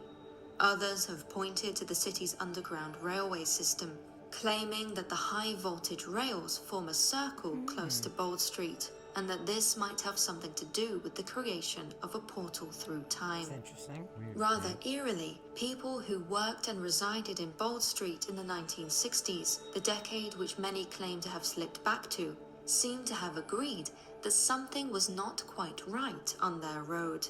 When Chris Gibson, the founder of the community and construction project Future Liverpool, went down into the cellar of one of Bold Street's shops with a colleague in 2010, they were disturbed to find several unsettling messages written on the walls. One, which dated to February 1966, read, "God have mercy on all who enter here." Another, dated 3 years later, confirmed the first's warning, stating, "It's no joke." Gibson also reported hearing bizarre noises coming from within the room, including a low buzzing sound mixed with a sort of clattering. What were these messages referring to? And are they connected to Bold Street's infamous reputation as a hotspot for slips in time? Did a traumatic event take place in Bold Street in the 1960s that has left a scar across time? Thank you for watching. Interesting. What do you think about the 5 cases featured wonder in what this that was video? all about. Leave your thoughts in the comments below. Yeah, the graffiti or like the messages written down there that's real weird. It is. Eerie, to say the least. But I don't know, man.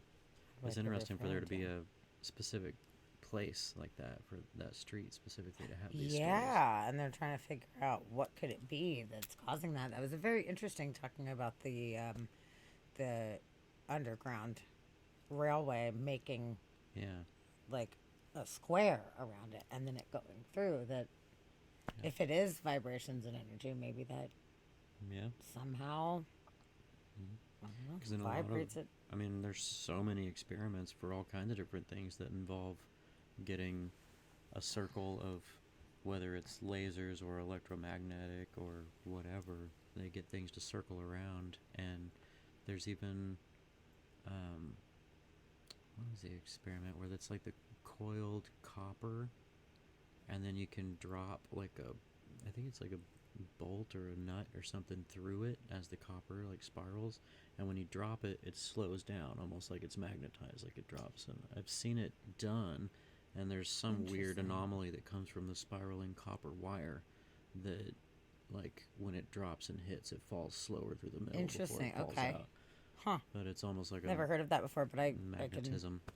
can type of see thing. that. Wow, that's But yeah, there's so many experiments that involve circling energy of some kind like that. And actually doing the time travel research, the physicist that's working on time travel, or one of the guys, they're calling him like the father of time travel, is basically trying to get lasers to line up in a circle, like in a square, so that they like make a little grid, and inside of that grid of lasers, the theory is that the photons going at high velocity past this one little area will cause a spiral in the middle of them, and will cause essentially a warp in space-time in the middle of these 4 lasers that are passing each other, is what he's working at doing. interesting. And he says whenever you get, like, when it's like microscopic scales and they're so close, it does do that. It causes this little spiral. So he's thinking if we could get high enough energies and do that, that in the middle we might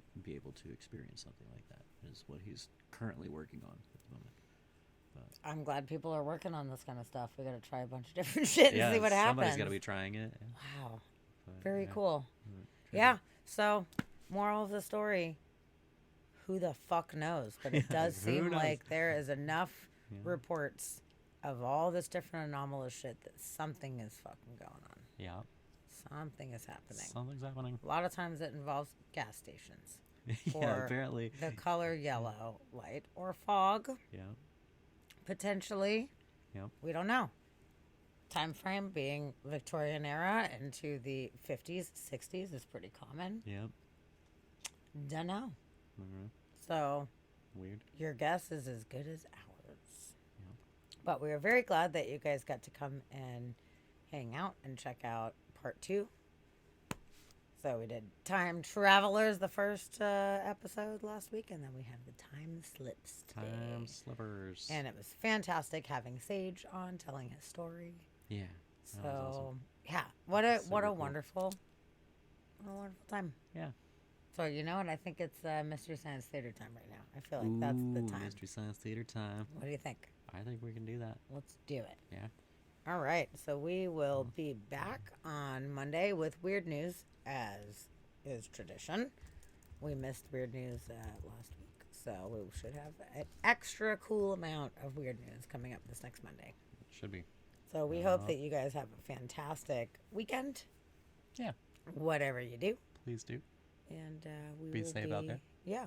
Watch out for alternate times. Yep. If you pop into any, let us know. That's Yeah. all we ask. Yep. Take your phone out and get a picture. Take a note from Sage and be sure to take that photo. For sure. He nailed Whether it. it's He blurry or fucking not, nailed it. take a photo and be like, this happened. Chid, I'm glad that you enjoyed the show tonight. Yeah. I'm really glad that you were here. I'm glad that you Yeah, found it thanks for hanging out. interesting. We I thought appreciate it was, that. It was pretty good fun. Glad you made it back home safely. Yes. Yeah, and But we miss hopefully- you already. Come back soon. Definitely. Hopefully we get to see you again soon. Oh, and Alf, we adore you. We're so glad that you were here as well. So Definitely. great to have both of you guys around. Yeah. So we'll see you guys back on Monday. Monday is going to be Monday. good. So we'll see you guys then. Yes. Bye, Good everyone. night.